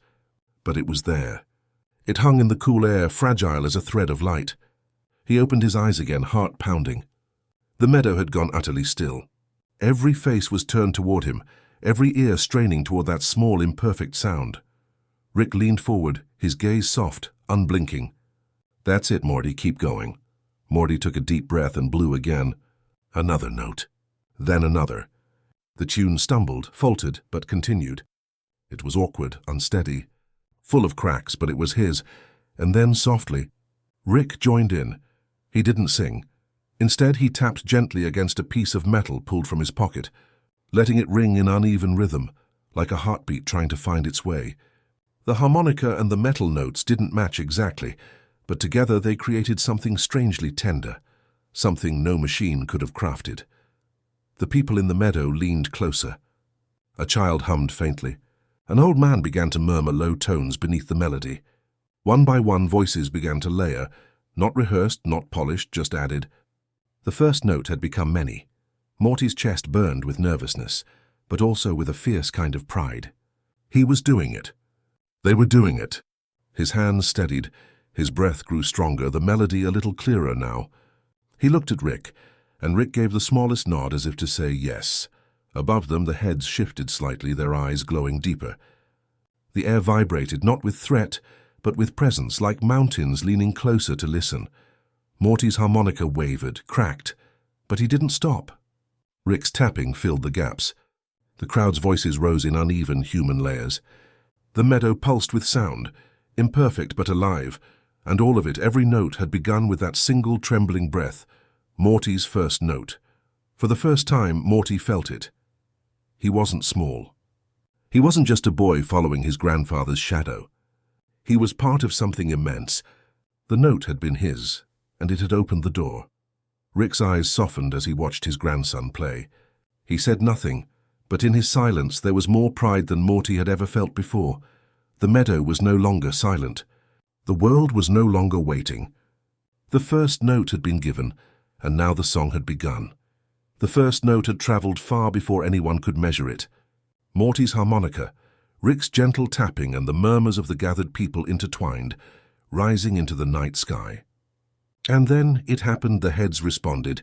It was not a roar. It was not thunder. It was something deeper, something that vibrated through the very air, threading through the meadow, reaching every leaf, every blade of grass. The glow in their eyes expanded, pulsating slowly, reverently, as if acknowledging the fragile offering below. Morty froze mid-note, the harmonica trembling in his hands. His chest pounded as the realization hit him. They were listening, truly listening, and it felt different than fear. It was recognition, deep, quiet recognition, as if the heads understood the trembling honesty of his attempt. Rick's tapping slowed. He tilted his head, listening closely. "See, Morty, they're not judging. They're feeling." That's the key. Not perfection, just honesty. Morty's lips quivered as he blew another note, steadier this time. The crowd around them followed instinctively, each voice adding to the imperfect but living melody. Children's hums, old men's low murmurs, women singing soft lullabies, layer upon layer of human sound that defied measurement, defied expectation. And above them, the cosmic giants seemed to stretch slightly closer, their hum vibrating in resonance with each note. It wasn't loud, but it filled the entire world. The very ground beneath them seemed to pulse in response, trees leaning as if to catch the sound, the river reflecting the glow of the heads like molten glass. Morty's hands shook less now. His confidence was fragile, yes, but it was growing. With each note, he felt part of a conversation far larger than he had ever imagined. The first note had opened a door. Now the echo stretched across the planet, bouncing back in waves of recognition that made his chest ache with wonder. Rick's eyes softened, the usual sharpness replaced by quiet awe. That's it, Morty, feel it. That's the echo of truth. Every crack, every shaky breath, they hear it all and it matters. Morty nodded, the harmonica lifting again to his lips. This time he let his voice wobble, let it break, let it tremble. And it did, cracks appearing mid-note. But instead of shame, there was connection. Every imperfection became part of the whole. A brushstroke in a painting too vast to ever be perfect. The crowd picked up the rhythm. No one was in charge. No one directed the song. Voices collided, stumbled, and intertwined. And the heads above did not judge the chaos, they absorbed it, mirrored it, responded in their subtle vibrations, their glow deepening with each human note. Morty realized something extraordinary. The heads weren't seeking technical mastery or flawless performance. They were seeking authenticity, the unguarded pulse of life, the courage to make sound even when unsure, even when afraid. And every person in that meadow, from the smallest child to the oldest elder, was offering exactly that. The echo spread outward, touching the hills, the rivers, the forests. Animals paused in their nighttime rhythms, listening. The wind slowed for a moment, carrying the sound with care. Even the stars seemed to shimmer differently, small twinkles pulsing in time with the melody. Rick leaned back slightly, watching Morty closely. Most people never get it, Morty. They think strength is volume, brilliance is polish, but they're missing the point. You're doing it. And everyone else, they're following your lead. That's why this works. Morty's cheeks flushed. Me? Really? Rick shrugged, faint smile tugging at his mouth. You started the first note, Morty. You lit the spark. That's more than most ever do. Morty lifted the harmonica again, the hum of the heads vibrating faintly in his chest as he played. Rick's tapping joined, steady and subtle. And the people followed, weaving their sounds into a living tapestry of imperfect perfection. Above, the head's glow deepened, now a slow, deliberate pulse. It was as if they were breathing in the melody, taking it into themselves. Morty felt the echo descend, threading through every fiber of his being, vibrating not just through the meadow, but through memory, through hope, through something timeless. He understood now mistakes, cracks, hesitation. None of it weakened the song. In fact, it made it stronger, more human, more alive. Each flawed note carried the weight of honesty, and in that honesty, the world and the cosmos found connection. Rick's voice broke the spell of awe softly. Morty, keep going. Let it grow. Let them feel it all. Morty did. He blew another note, long and trembling. The crowd matched it. Voices layered, interlocking, imperfect and resonant. The echo returned from the heavens, subtle and profound.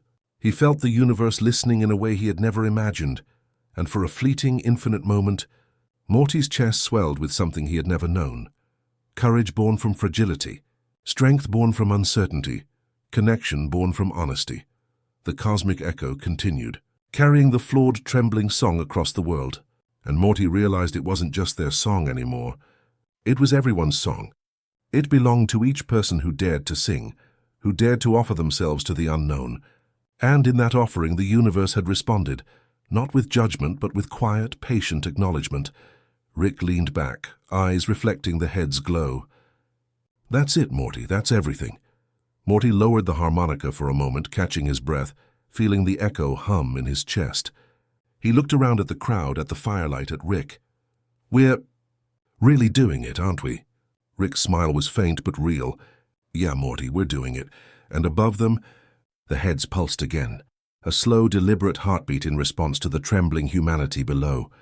The melody continued, sprawling through the night air, fragile and alive. Morty's harmonica wavered, the notes bending in unexpected directions. Rick's tapping occasionally faltered, a clumsy interruption in the rhythm. But neither of them stopped. Each misstep, each crack became part of the tapestry. Morty realized something profound as he watched the crowd. One woman hit a wrong note, and instead of silence or disapproval, a child nearby laughed softly and added a counter-melody. An old man's voice broke mid-hum, trembling like autumn leaves in the wind, and it became part of a pattern so human, so unpredictable, that the sound itself seemed to expand with warmth. Rick leaned over, eyes reflecting the glow of the heads above. "Morty, hear that? That's the thing. Flaws aren't flaws here. They're part of the story. Imperfection carries meaning."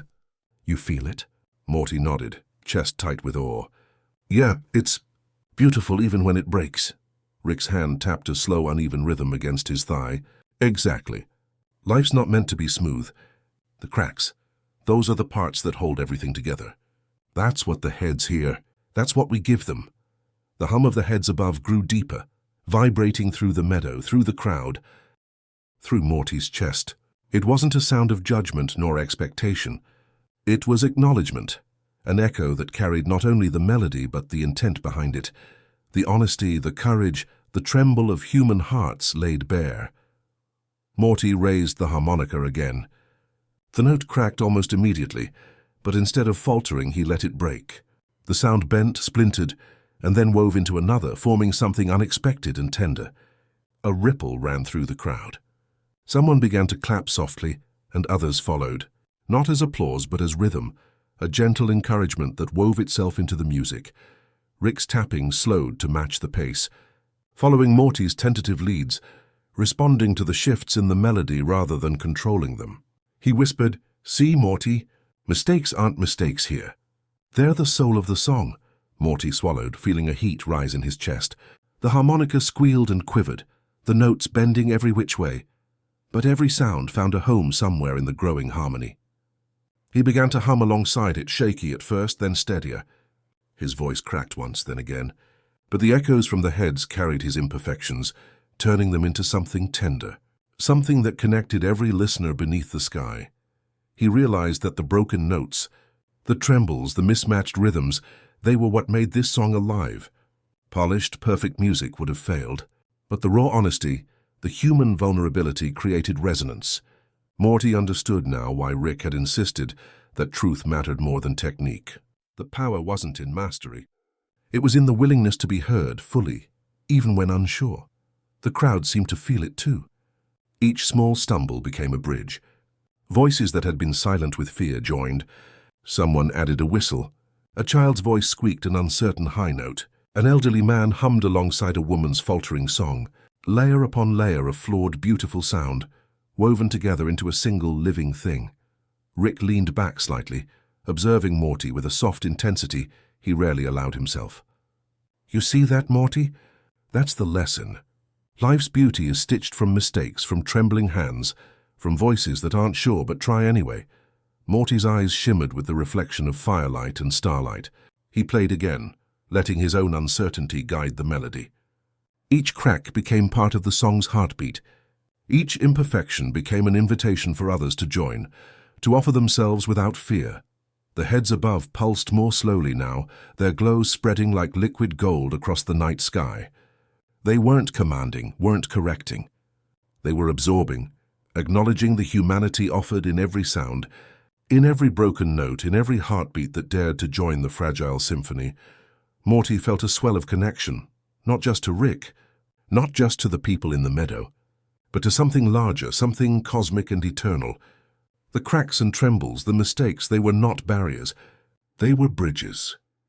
They were proof that being human carried its own kind of perfection. Rick tapped one last uneven rhythm against his leg and whispered, "Morty, remember this. You don't need to be flawless. You just need to be real. And sometimes that's more than enough to change the world." Morty nodded, tears threatening but held in check. He played another note, letting it crack and bend, letting it bleed into the night. And with every imperfection, the song grew stronger, more alive, more human. The cosmic hum of the heads carried it far, far beyond the meadow. The flawed, trembling symphony of Earth's voices resonated in waves that reached every corner of the planet. And Morty, with all his smallness and uncertainty, realized that the most beautiful music was the music of courage and honesty, the kind that could move even the stars above. Rick watched him in silence. For the first time in a long while, his eyes were soft, proud, and full of something like wonder. Morty didn't need words to understand the depth of his grandfather's pride. It was enough that they had played together honestly, imperfectly, bravely. The night continued, unhurried and alive, with human voices weaving into cosmic resonance. Mistakes had become beauty. Trembling had become courage. And Morty, small and imperfect, had begun to understand the extraordinary power of sincerity. The night deepened, and the song grew. It stretched across the meadow, through forests and hills, carried by the wind like a river that knew no boundaries. Morty's harmonica quivered in his hands, Rick's tapping continued unevenly, and every voice in the crowd contributed to the fragile, breathing symphony. Yet beneath the melody, beneath the layers of human sound, there was another presence, a silence so deep it felt almost alive. The earth itself seemed to pause. Rivers slowed their current slightly, reflecting the glow of the stars above. Trees leaned gently into the breeze, their leaves still as though listening. Animals froze mid-step or mid-flight, ears and eyes attentive to the melody flowing over the world. Even the air felt thicker, humming with anticipation, waiting for what would come next. Morty noticed it first. He stopped playing for a brief moment, and the song paused, not because anyone had stopped, but because the world itself had held its breath. The quiet was so profound, so complete, that it made his heart thump faster. The glowing heads above remained still, watching, listening, their hum fading to a single steady resonance that matched the heartbeat of the earth. Rick leaned closer to Morty, voice low and reverent. "See that, Morty? That's the moment that matters. The world doesn't need perfection, doesn't need loudness. It needs honesty. And right now, you're giving it everything." Morty swallowed, feeling a shiver run down his spine. The pause made the tiny cracks in his harmonica's notes seem even more alive. Every imperfect sound he had made was suddenly magnified, reaching across the silent earth, touching every listener, every creature, every leaf. The mistakes had become part of a larger harmony, one he could not have imagined alone. He lifted the harmonica again, timidly at first, then more boldly. A trembling note escaped, carried by the soft wind. It broke and bent, then intertwined with the low hum of the crowd and the tapping of Rick's rhythm. In that brief stretch of sound, Morty understood something essential. The earth had stopped not to judge but to receive, to listen. And in that listening, the song became more than notes, it became life itself. Around him, the crowd felt it too. Voices that had faltered found courage. Notes that had cracked flowed again with confidence. Even the shyest whispers became part of a vast, fragile wave, swelling and receding with the pulse of the world. Morty realized that the earth's silence was not emptiness. It was acknowledgement, a reflection of the truth each human voice carried. Rick's hand brushed Morty's shoulder lightly. "You're doing it, Morty. You're leading by simply being real. That's the strength they want. That's the courage that matters." Morty's eyes welled with quiet wonder. The harmonica trembled again, and he let it break, let it wobble, let it shiver in his hands. But every crack, every fragile note resonated through the silent earth. The trees, the rivers, the wind, they all seemed to lean closer. Drawn by the honesty of human imperfection, the crowd followed instinctively. Broken notes became counterpoints, cracked melodies became harmonies. The sound did not flow in neat patterns. It wove unpredictably, messy but perfect in its sincerity. Morty felt a warmth rise in his chest. Every voice mattered. Every mistake mattered. Every trembling note mattered. And above, the heads pulsed gently, their immense eyes glowing softly. They were not demanding. They were not instructing. They were absorbing, reflecting, recognizing. The cosmic resonance was no longer an alien judgment. It was a mirror, echoing the courage, the vulnerability, and the honesty of life below. Morty's hands held the harmonica with newfound certainty. He played another note, shaky, uneven, but carried with purpose. The sound rippled outward, touching each person in the meadow, and the collective voices rose in response. The earth's breath seemed to synchronize with them, inhaling as Morty played, exhaling as the crowd followed. Rick watched him closely, his eyes reflecting both pride and awe. "See, Morty, this is why the first note matters. It sets the world listening. And once they're listening, it doesn't matter how perfect you are. It matters that you show up." Morty smiled faintly, a mixture of nervousness and wonder. He played again, letting the notes bend, letting the sound wobble into the wind. The earth held that sound tenderly, the way a parent might cradle a child. The rivers shimmered, the grass swayed gently, and even the creatures of the night paused to witness the fragile courage being offered. It was a moment of balance, of music and silence, of human fragility and cosmic presence. Morty understood that this was the point the heads sought, the point Rick had been trying to teach him, that even the smallest, most trembling note could become part of a larger heartbeat if offered honestly. He glanced at Rick. "We really are part of something bigger, aren't we?" Rick nodded slowly. "Yeah, Morty. Bigger than you, bigger than me, bigger than the song itself." That's what they wanted to hear. Not skill, not perfection, just life, just courage, just truth. Morty closed his eyes for a long moment, letting the earth's silent resonance fill him. He played again, and the world exhaled with him. Mistakes, cracks, trembling, all of it became beauty. All of it became meaning. Above, the glowing heads leaned slightly, their vast forms still and patient. They had heard the song. They had felt the courage. And in that quiet acknowledgement, the earth held its breath no longer. It began to hum again softly, carrying every note, every crack, every truth outward into the world. Rick's hand rested lightly on Morty's shoulder as the night deepened. "We're not done yet," he murmured, voice low. "But this is the moment you've been waiting for. The moment where the world itself listens." Morty nodded, feeling the weight and wonder of that truth. The earth's stillness had shown him something profound, that even in imperfection, in uncertainty, there was beauty. Even in trembling, there was courage. And in offering that courage to the world, one note at a time, humanity could reach the stars without ever leaving the ground. The song had grown. It was no longer a single note, no longer just the tremble of a harmonica or the quiet tapping of Rick's makeshift percussion. It had become a living, breathing thing, sprawling across the meadow, winding through the hills, stretching to the rivers, forests, and towns beyond. Imperfect voices intertwined like threads in a tapestry, each one distinct, yet contributing to a whole that was larger than any individual part.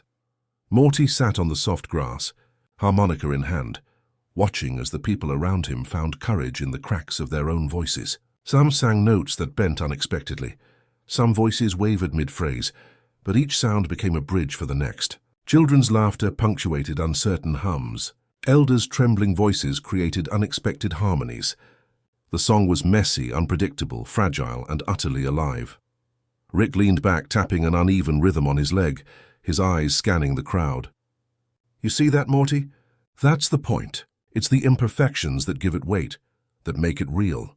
No perfect voice could do what this is doing. Only honesty." Morty nodded, chest swelling with pride and awe.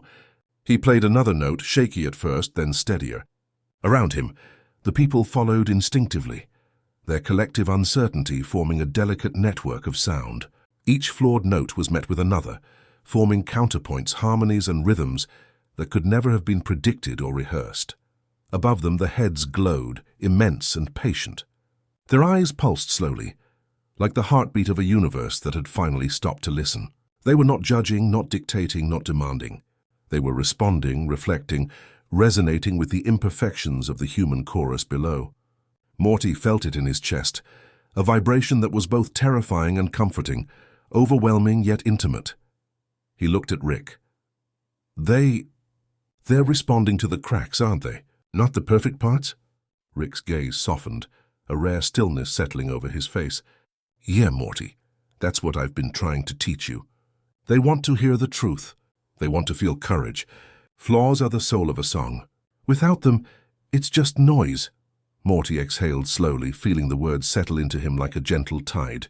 He lifted the harmonica again, letting his fingers guide the trembling notes. The melody bent and broke in places, but it no longer felt like failure. It was connection. It was life. Every crack, every hesitation became part of a pattern that was more beautiful than anything he could have forced. The people around him seemed to feel it too. A teenager who had been hesitant to sing joined with a shaky high note that layered perfectly over an older man's low hum. A mother's lullaby wavered into another melody, creating a delicate counterpoint. Even strangers across the field seemed to find each other's voices instinctively, weaving together in a living, breathing harmony that was greater than the sum of its parts. Rick's tapping slowed, then stopped entirely as he let the song guide itself. His eyes were on Morty, watching, listening, learning alongside him. For once there was no sarcasm, no impatience, only quiet, shared wonder. Morty realized that this was the essence of the lesson. Perfection was never the goal. Harmony did not arise from uniformity or control, but from the willingness of many imperfect voices to coexist, to listen, to respond to each other honestly. Each crack became a bridge, each tremble a thread connecting one human heart to another. The heads above pulsed more slowly now, their hum resonating with the imperfections below. Morty felt the vibration move through him, through the meadow, through every listener present. The world itself seemed to be breathing with the song, expanding and contracting with the rhythm of honest human sound. He played again, letting his notes bend and falter. Rick added a soft counter-rhythm with a metal scrap, the two of them weaving a fragile, living dialogue. Around them, the crowd followed suit, voices interlocking in unexpected ways, creating harmonies that could not have been planned, predicted, or forced. Morty's chest felt light, yet full. The imperfections no longer intimidated him. They carried weight, meaning life. Each trembling note became a declaration. We are here, we are real, we are brave enough to be imperfect together. Rick's voice broke the reverent silence. Morty, remember this.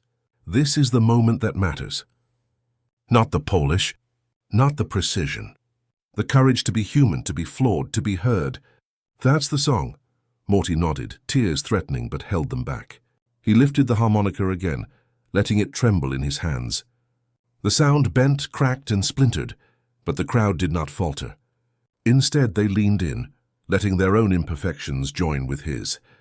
A child's squeak, an elder's wobble, a mother's gentle hum, all became one living wave, imperfect, unpredictable, yet perfect in its sincerity. And above them, the heads pulsed in quiet acknowledgement. Not approval, not command, but something far more profound. Recognition. Recognition of the courage it took to sing when unsure, to offer oneself fully, to create connection out of trembling notes and flawed voices. Morty felt the vibration of that recognition deep in his chest. He was small, yes, just one voice among many. But together, their imperfect harmonies had grown into something that transcended him, transcended the meadow, transcended the earth itself. Rick's hand brushed against Morty's shoulder, steadying, grounding. You get it now, Morty. The cracks, the stumbles, they're not weaknesses. They're the beauty. They're the reason anyone listens. Morty smiled softly, feeling the warmth of the firelight and the vast resonance above him. He played another note, letting it bend, letting it tremble, letting it resonate through the imperfect symphony. And in that note, he felt something eternal, the fragile, trembling human heart of harmony itself.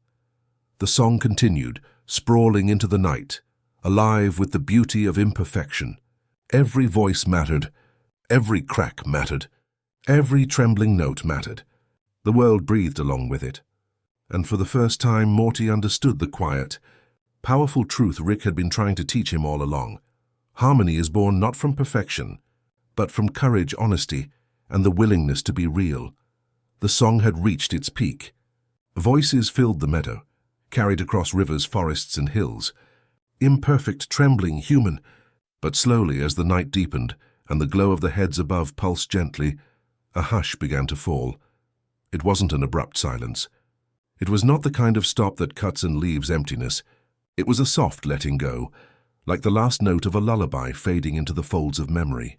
The people in the meadow instinctively slowed, voices fading, harmonica notes tapering, humming subsiding into quiet reverence. Morty's harmonica rested lightly against his chest. Rick's tapping had stopped entirely. Around them, the crowd was still, breathing in unison, a shared rhythm without sound. Morty felt the weight of the moment pressed gently, not with fear, but with a soft, enveloping awe. Above them, the heads lingered, massive and patient, their glow steady. Their hum softened to a resonance that vibrated subtly through the earth itself. It was not approval, not applause. It was acknowledgement, recognition, connection. They had listened. They had understood. And now they were letting the world exhale. Morty's chest rose and fell, mirroring the earth's quiet breathing. The silence was heavy with meaning. Every crack, every tremble, every hesitant note had been heard. The imperfections that had made him so self-conscious, so anxious, they had become the song's essence. They had become beauty. Rick's voice broke the quiet, low and soft, more tender than Morty had ever heard it. "That's it, Morty, you've done it. Not by being perfect, but by being real. That's all it ever takes." Morty exhaled slowly, tears gathering unbidden, feeling a deep sense of relief and wonder. He looked around at the crowd, at the faces illuminated by candlelight and starlight, at the trembling hands and cautious smiles, and realized something profound. Every person had contributed something unique, fragile, human. The collective offering was greater than fear, greater than expectation. It was life itself, pure and honest. He glanced up at Rick, who gave him the barest nod of affirmation, a quiet pride in his worn, tired eyes. "See, Morty, even geniuses like me learn something. Even the smartest, most cynical people need softness. And tonight, we all needed it."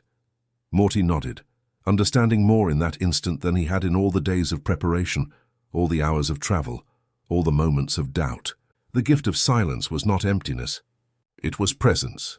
It was reflection. It was letting the world, the heads and themselves simply exist in shared acknowledgement of courage and honesty.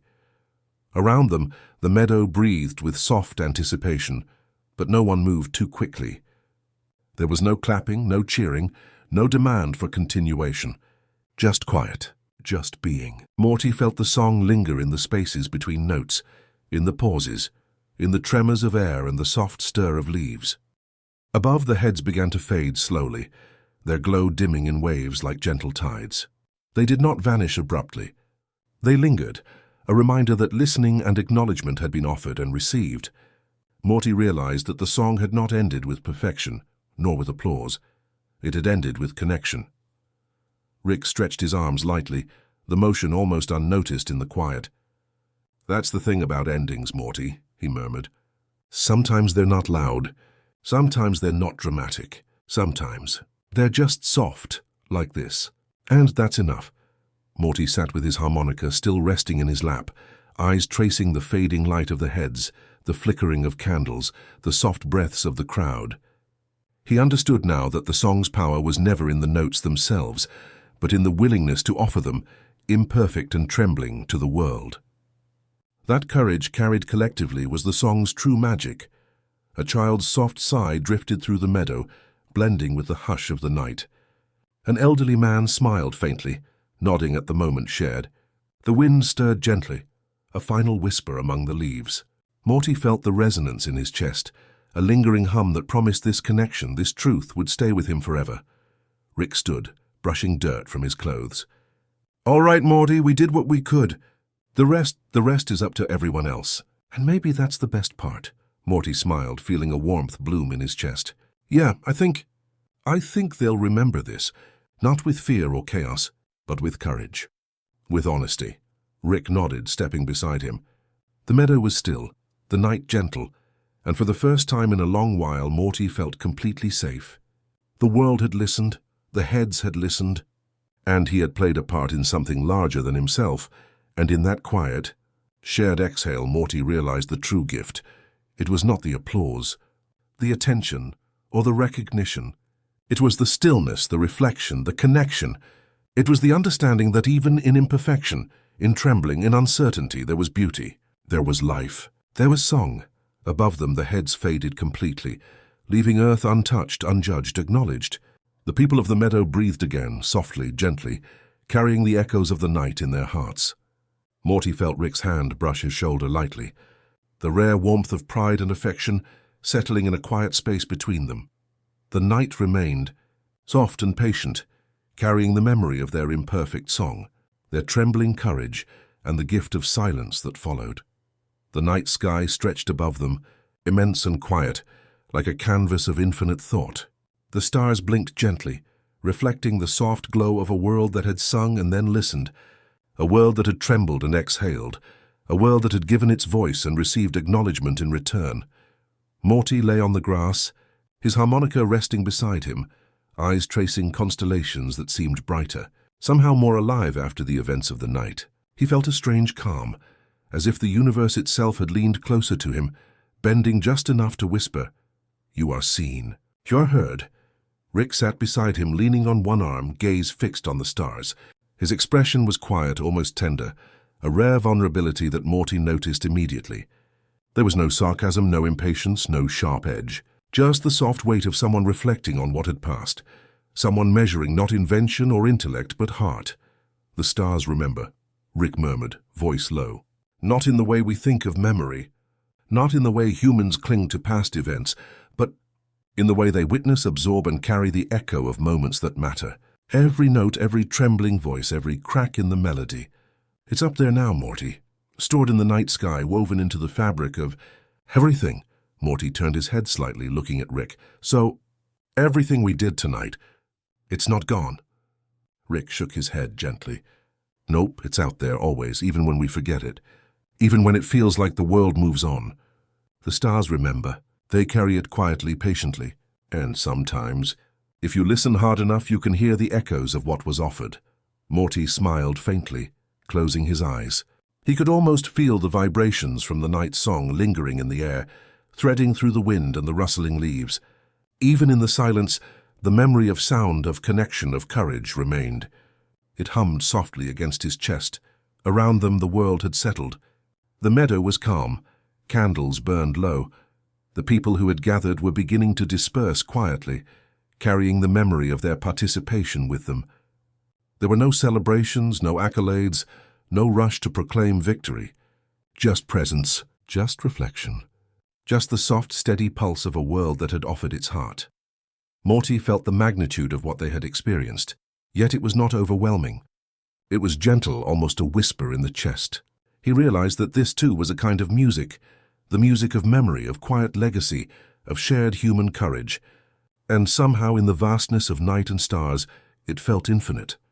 Rick stretched his arms lightly, glancing at Morty. "You know, Morty, I've seen a lot of things, a lot of chaos, a lot of danger, a lot of pointless noise. But tonight, this was different. Not because it was perfect, not because it saved the world in the usual sense, but because it mattered, honestly mattered." "You feel that?" Morty nodded slowly. "Yeah, I do. I think I do. It's peaceful. In a way I didn't expect."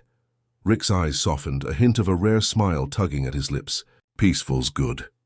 You take that, hold it. Nights like this, they don't come often. And when they do, you don't forget them. The stars, they don't forget either." Morty exhaled, the tension he had carried for weeks, maybe months, melting slightly. The harmony of imperfection, the courage to offer his trembling notes, the acknowledgement of the heads above. It all felt like a gift now, a quiet echo that would live long after the final note had faded. He thought of the faces in the meadow, the whispered hums, the mistakes that had become beauty. He thought of Rick, steady yet tender, guiding without imposing, allowing him to shine through fragility. He thought of the universe, vast and patient, listening, and he understood something essential. Memory was not always loud. Legacy was not always tangible. Sometimes it was quiet. Sometimes it was carried by stars. Sometimes it lingered in the chest, in the hum of wind, in the trembling of leaves. Rick broke the silence again. "Morty, you know what this means, right? You've seen it now. You've done it. You've learned something about courage, about imperfection, about connection. And that stays with you, always, not as a burden, not as expectation, but as a quiet truth." Morty nodded, eyes tracing the starlight. I think I understand, Rick. I think I do. That even if nothing else changes, what we did, it's still out there. And that's enough." Rick's rare smile widened faintly. "That's more than enough, Morty. That's everything." The stars shimmered above them, quiet witnesses to a night of courage and vulnerability, of broken notes and trembling voices, of humanity laid bare and acknowledged. The earth, still and soft beneath them, seemed to sigh in relief. The echoes of the night song weaving through its forests, rivers and hills. Morty lifted his head slightly, feeling the soft pulse of memory and resonance around him. He realized that the song might never be repeated in the same way, that the heads might not return, that no one might ever fully understand the trembling courage of that night. But it didn't matter. The echoes were already stored in the stars, in the wind, in the quiet hearts of everyone who had participated. They were infinite, unbound, eternal in their imperfection and honesty. Rick reached over, lightly ruffling Morty's hair. "All right, kid. We've done our part. The stars remember. We remember. And sometimes, that's all that matters." Morty exhaled slowly, chest full of a quiet awe and tender peace. He closed his eyes, listening to the soft rustle of the night, feeling the warmth of shared courage lingering in the air. Above them, the stars twinkled, patient and eternal, remembering everything. The first light of dawn brushed the horizon with soft pinks and golds, spilling across the meadow like a gentle promise. The night song had faded into memory, leaving only the quiet resonance of courage, vulnerability, and connection. Morty sat on a small rise, harmonica resting in his lap, eyes tracing the sky that had witnessed their trembling bravery. Rick approached slowly, hands tucked into his coat pockets, expression unusually calm. He settled beside Morty, shoulders brushing lightly. For a long moment neither spoke. The air between them was filled with the soft murmur of waking birds, the rustle of leaves, and the tender hum of a world exhaling after a night of unprecedented, fragile harmony. "Morty," Rick began, voice low and careful, "I've been thinking. Tonight you learned something big, and I did too." Morty looked up at him, curiosity tempered with cautious hope. "You too learned something?" Rick nodded, eyes reflecting both fatigue and quiet pride. "Yeah, I always thought I was teaching you, guiding you through the chaos, showing you what matters. But tonight, you taught me just as much, about courage, about honesty, about letting go of control and letting life sing for itself." Morty's chest tightened with emotion. "Really?" "Really," Rick said softly. "I saw the way you played, the way you let yourself crack and tremble, and it wasn't weak. It wasn't sloppy. It was perfect in the only way that matters. Real, honest, alive. You showed me that even a genius, even me, can learn from softness, from openness, from courage in imperfection." Morty swallowed, feeling warmth pool in his chest. He thought of the glowing heads, the trembling crowd, the night's imperfect, beautiful melody. He realized now that the lesson was larger than music, larger than the meadow, larger than any single act.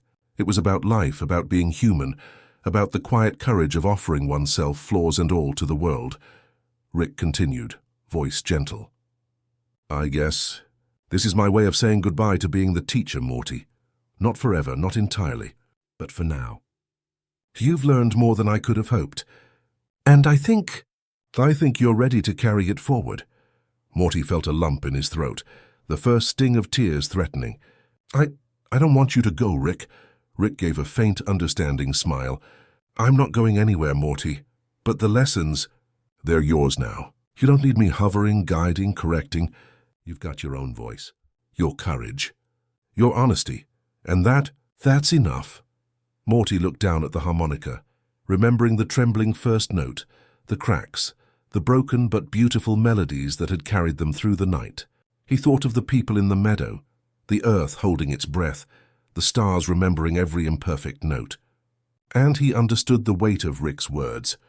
He had learned, truly learned, what it meant to be brave, to be human, to create connection through vulnerability. Rick leaned back slightly, scanning the horizon. The night is over, Morty, but the world, it keeps breathing, and you'll carry tonight with you. Every crack, every falter, every imperfect note. It's all yours now. Don't forget it, Morty nodded slowly. I won't, Rick, I promise. The sky brightened further, the first rays of sun spilling over the meadow, turning dew into tiny sparks of gold. Birds began their morning songs, hesitant at first, then swelling into confidence. The melody of life had resumed, gentle, imperfect, and continuous. Rick stood and brushed himself off. Time to move on, Morty. Time to let the world take what we started and run with it. And don't worry, I'll be here when you need me. Quietly, like always. But tonight was yours. Morty watched him, feeling the rare tenderness in his grandfather's voice. The quiet pride, the unspoken love, the acknowledgement of growth. It was more than any lesson or lecture could have offered. It was the heartbeat of connection, the rhythm of courage passed from one soul to another. Rick extended a hand and Morty took it. The gesture was simple, unadorned, yet it carried all the weight of trust, understanding, and shared experience. They stood together for a long moment, eyes on the rising sun, feeling the soft warmth of a world awakened and at peace. You did good, Morty, Rick said finally, voice almost lost in the morning breeze. Better than good. You did right. And sometimes, right is all we ever need. Morty smiled faintly, a mixture of exhaustion, pride, and tender gratitude. Thanks, Rick, for everything. Rick's hand gave a light squeeze before letting go. And thank you, Morty, for letting me follow your lead tonight, for showing me that softness, that courage, can be the strongest force of all. The meadow was quiet, alive with gentle, unhurried life. The dew shimmered, the wind whispered through the leaves, and the memory of the imperfect, trembling song lingered like a soft hum in the air. Morty breathed it in, carrying it with him, knowing that this lesson, this moment, would stay in him forever, and somewhere, in the vastness of sky and earth, the stars remembered every note, every crack, every courage-filled falter. They carried it onward silently, infinitely, a quiet testament to the bravery of a boy and his grandfather, and the truth that imperfection could create beauty beyond measure. Morty exhaled slowly, letting the soft peace of the morning settle over him. He felt Rick's presence, steady and patient beside him, a reminder that even when lessons are learned, love remains constant. And in that still, golden moment, he understood fully. Courage was not loud. Bravery was not perfect. Connection was not measured in flawless execution. It was measured in honesty, in presence, in the willingness to offer oneself completely, trembling notes and all. The sun rose higher, the world breathing quietly around them. Morty felt a profound sense of completion, of understanding, of gentle pride. He looked at Rick, and the rare smile on his grandfather's face mirrored the soft, warm beat of his own heart. The morning stretched across the land, soft and golden, like a gentle sigh from a world that had held its breath and finally exhaled. The meadow, once filled with trembling notes and human courage, now lay quiet beneath the rising sun. Dew sparkled on the grass, reflecting the slow, steady light, as if each droplet remembered the fragile melodies of the night before. Morty walked through the meadow slowly, harmonica resting at his side, observing the people around him. Families gathered quietly, speaking in hushed tones, sharing stories of the night, recalling the cracks and trembles, the hesitant voices, the way the world had listened. There was no panic now, no fear, just presence, just acknowledgement, just life returning with a gentle rhythm. Rick followed him at a short distance, hands in his pockets, face calm yet carrying a quiet sense of pride. He watched Morty, noting the subtle shift in his posture, the ease in his step, the serenity in his eyes. There was a stillness now, not empty, but full, a fullness born from courage, honesty, and shared experience. They're recovering, Rick said softly, nodding toward the people in the meadow, not just from fear, but from themselves. The song, it left something behind, a memory, a rhythm, a courage they didn't know they had. Morty smiled faintly. It's like the world itself is breathing again, isn't it? After all that uncertainty, that trembling, that waiting, It's just breathing and listening and remembering. Rick's eyes softened. Exactly. That's the beauty of it, Morty. The world doesn't need perfection. It doesn't need grand displays. It just needs honesty, presence, courage. And when you give it, even in the smallest, most trembling way, it responds. Always, in its own way. Morty watched as the first birds of morning took flight, their hesitant songs threading through the air. He noticed the way leaves stirred gently, the way sunlight reflected off the distant river. Everything seemed quieter, softer, but more alive. The resonance of last night's music lingered in subtle ways, a memory etched into the rhythm of the earth itself. He thought of the glowing heads, still bright in memory, patient witnesses to the courage and imperfection below. He thought of the people who had sung, faltered, laughed, and joined together in trembling harmony. And he understood something deeper. The world had not been saved in the usual sense. It had been reminded of its capacity for connection, for vulnerability, for beauty born from imperfection. Rick walked up beside him, glancing over the quiet meadow. You know, Morty, we didn't change the world with power or cleverness or force. We changed it by letting it breathe. By letting it sing, falter, and rise again. That's rare. That's worth remembering. Morty nodded, chest full of a gentle awe. He thought about the first trembling note he had played, the moments when he had doubted himself, the cracks in the harmonica, and the moments of shared courage that followed. All of it, imperfect and fragile, had become part of the world's quiet rhythm. Around them, the people of the meadow began their morning routines, speaking in soft tones, offering smiles, carrying food and water to one another, and moving with a tender patience. Morty noticed the small acts of care, a mother smoothing her child's hair, a man helping another with a broken tool, a group of friends laughing softly over shared memories. Life had resumed, not rushed, not frantic, but full of gentle intention. Rick leaned back against a tree, watching Morty. See that? That's the aftermath. Not dramatic, not loud. Just the world, breathing again. And that's where real change starts. Small moments, small acts, small songs. They ripple out quietly, almost unnoticed, but they carry weight. Morty exhaled slowly, feeling a soft satisfaction spread through his chest. He had expected heroism to be loud, to be flashy, to be marked with applause, but this quiet, patient, breathing world, it was more profound than anything he could have imagined. The true measure of courage, he realized, was subtle, soft, and enduring. The wind carried the faint echo of last night's music, weaving through trees and grasses, touching the ears and hearts of those who had joined in the trembling chorus. Morty lifted his harmonica instinctively, playing a few soft, imperfect notes that blended with the gentle morning sounds. The birds responded with tentative chirps, the breeze rustled the leaves, and the memory of the night's song lingered, delicate yet persistent. Rick smiled faintly. That's it, Morty. Keep it alive like that. Not for anyone else. Not for recognition, just for the world. For the earth, for yourself. That's how you make a difference that lasts. Morty's eyes met Rick's, and he felt the rare quiet approval in his grandfather's gaze. It was not loud or exaggerated, but it carried weight, depth, and an unspoken understanding. Morty realized then that he had grown, not through triumph, not through force, but through courage, connection, and the willingness to offer his imperfect voice. The meadow shimmered in the morning light, alive with the soft movements of people and animals, the quiet flow of water, and the lingering resonance of a night that had changed everything. Morty felt a deep, encompassing peace. The world was breathing again, and in that breathing life had found its rhythm. Rick placed a hand lightly on Morty's shoulder. We did what we could, Morty. The rest is in their hands, in the Earth's hands, in the song that continues quietly everywhere. And somewhere out there the echoes will keep moving, reminding everyone of what courage and honesty can do. Morty exhaled, feeling the weight of that truth settle gently. He thought of the stars remembering, the glowing heads, the trembling notes, and the collective heartbeat of humanity that had risen, imperfect and brave. He felt connected, grounded, and infinitely small and significant all at once.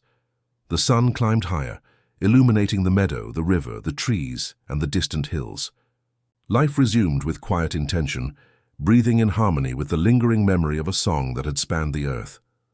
Morty smiled softly, realizing that the real magic was not in the grandeur of victory, but in the gentle persistence of presence, connection and courage.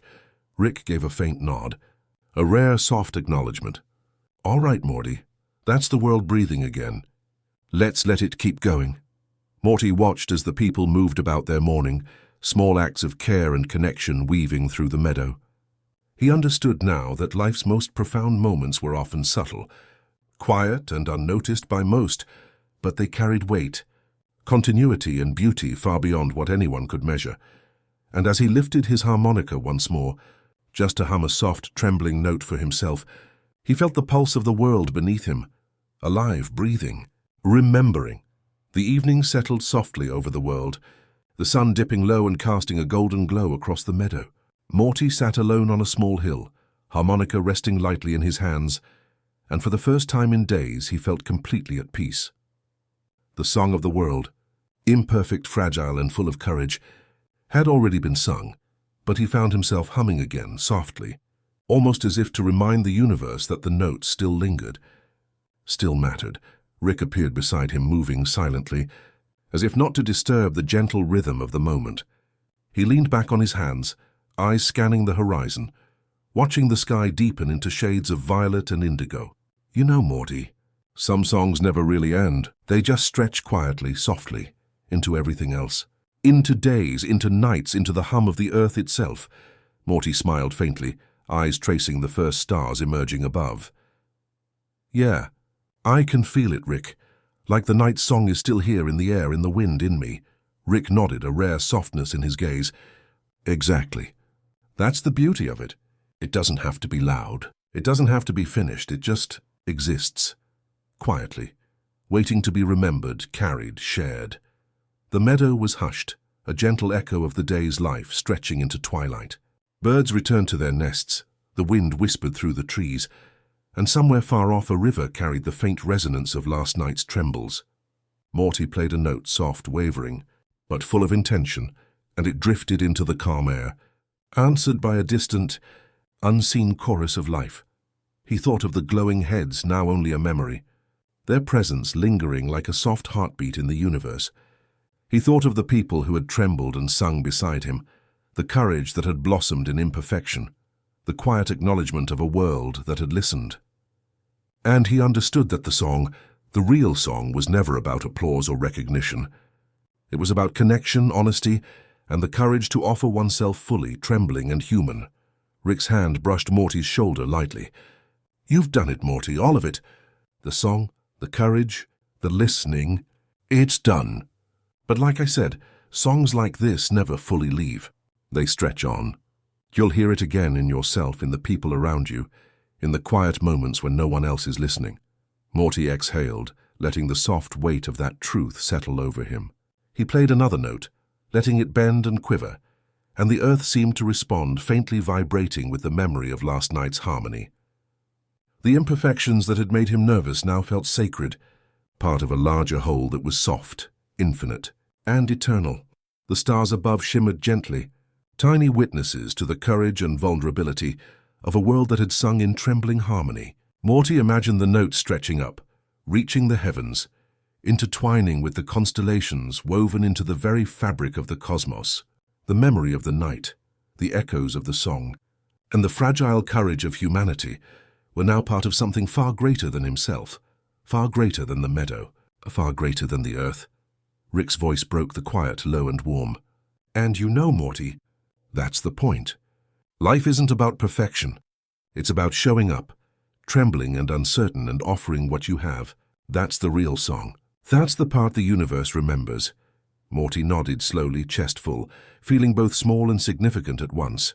"I get it now, Rick. The cracks, the mistakes, they're not failures. They're part of the music, part of the connection." "Exactly," Rick said softly. "And remember this, Morty. Everything you've done, every note, every hesitation, every tremble, it's still out there.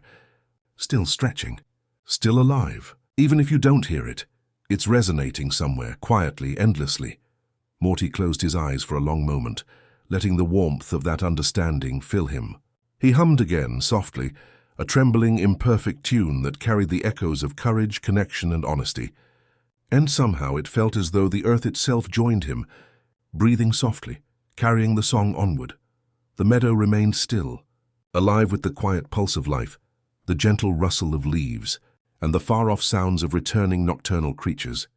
Morty could feel the memory of the song stretching outward, brushing against every river, hill, and tree, leaving a soft imprint of courage and humanity wherever it reached. Rick watched him in silence, a faint smile tugging at the corner of his lips. "Thanks for letting me be part of this, Morty, and for letting me follow your lead, even just a little. Nights like this, they don't happen often, but when they do, you carry them forever." Morty opened his eyes, meeting Rick's gaze. "Thanks, Rick, for staying with me. For showing me all of it," Rick nodded quietly. "And thanks to you, Morty, for being brave, for being human, for letting the world hear your heart. That's the real gift. That's the real song." The sun dipped lower, casting the last golden rays across the meadow. The first stars appeared, tiny witnesses to the culmination of courage, imperfection, and quiet beauty. Morty hummed again, soft and wavering, letting the final notes stretch into the night, a gentle, endless echo. And somewhere he knew the song continued. In the wind, in the trees, in the stars, in the heartbeat of the earth itself, stretching outward infinitely, carrying courage, honesty, and the fragile beauty of imperfection wherever it could reach. Morty smiled, harmonica resting lightly against his lips. Rick stood beside him, quiet and patient. The world was breathing, the stars were remembering, and the song, trembling, imperfect, alive, stretched on. "Thanks for spending this time with us," Rick murmured softly. "Sleep well. Everything's going to be okay, man." Morty hummed one last gentle note, and somewhere I'm still out there napping in the sun.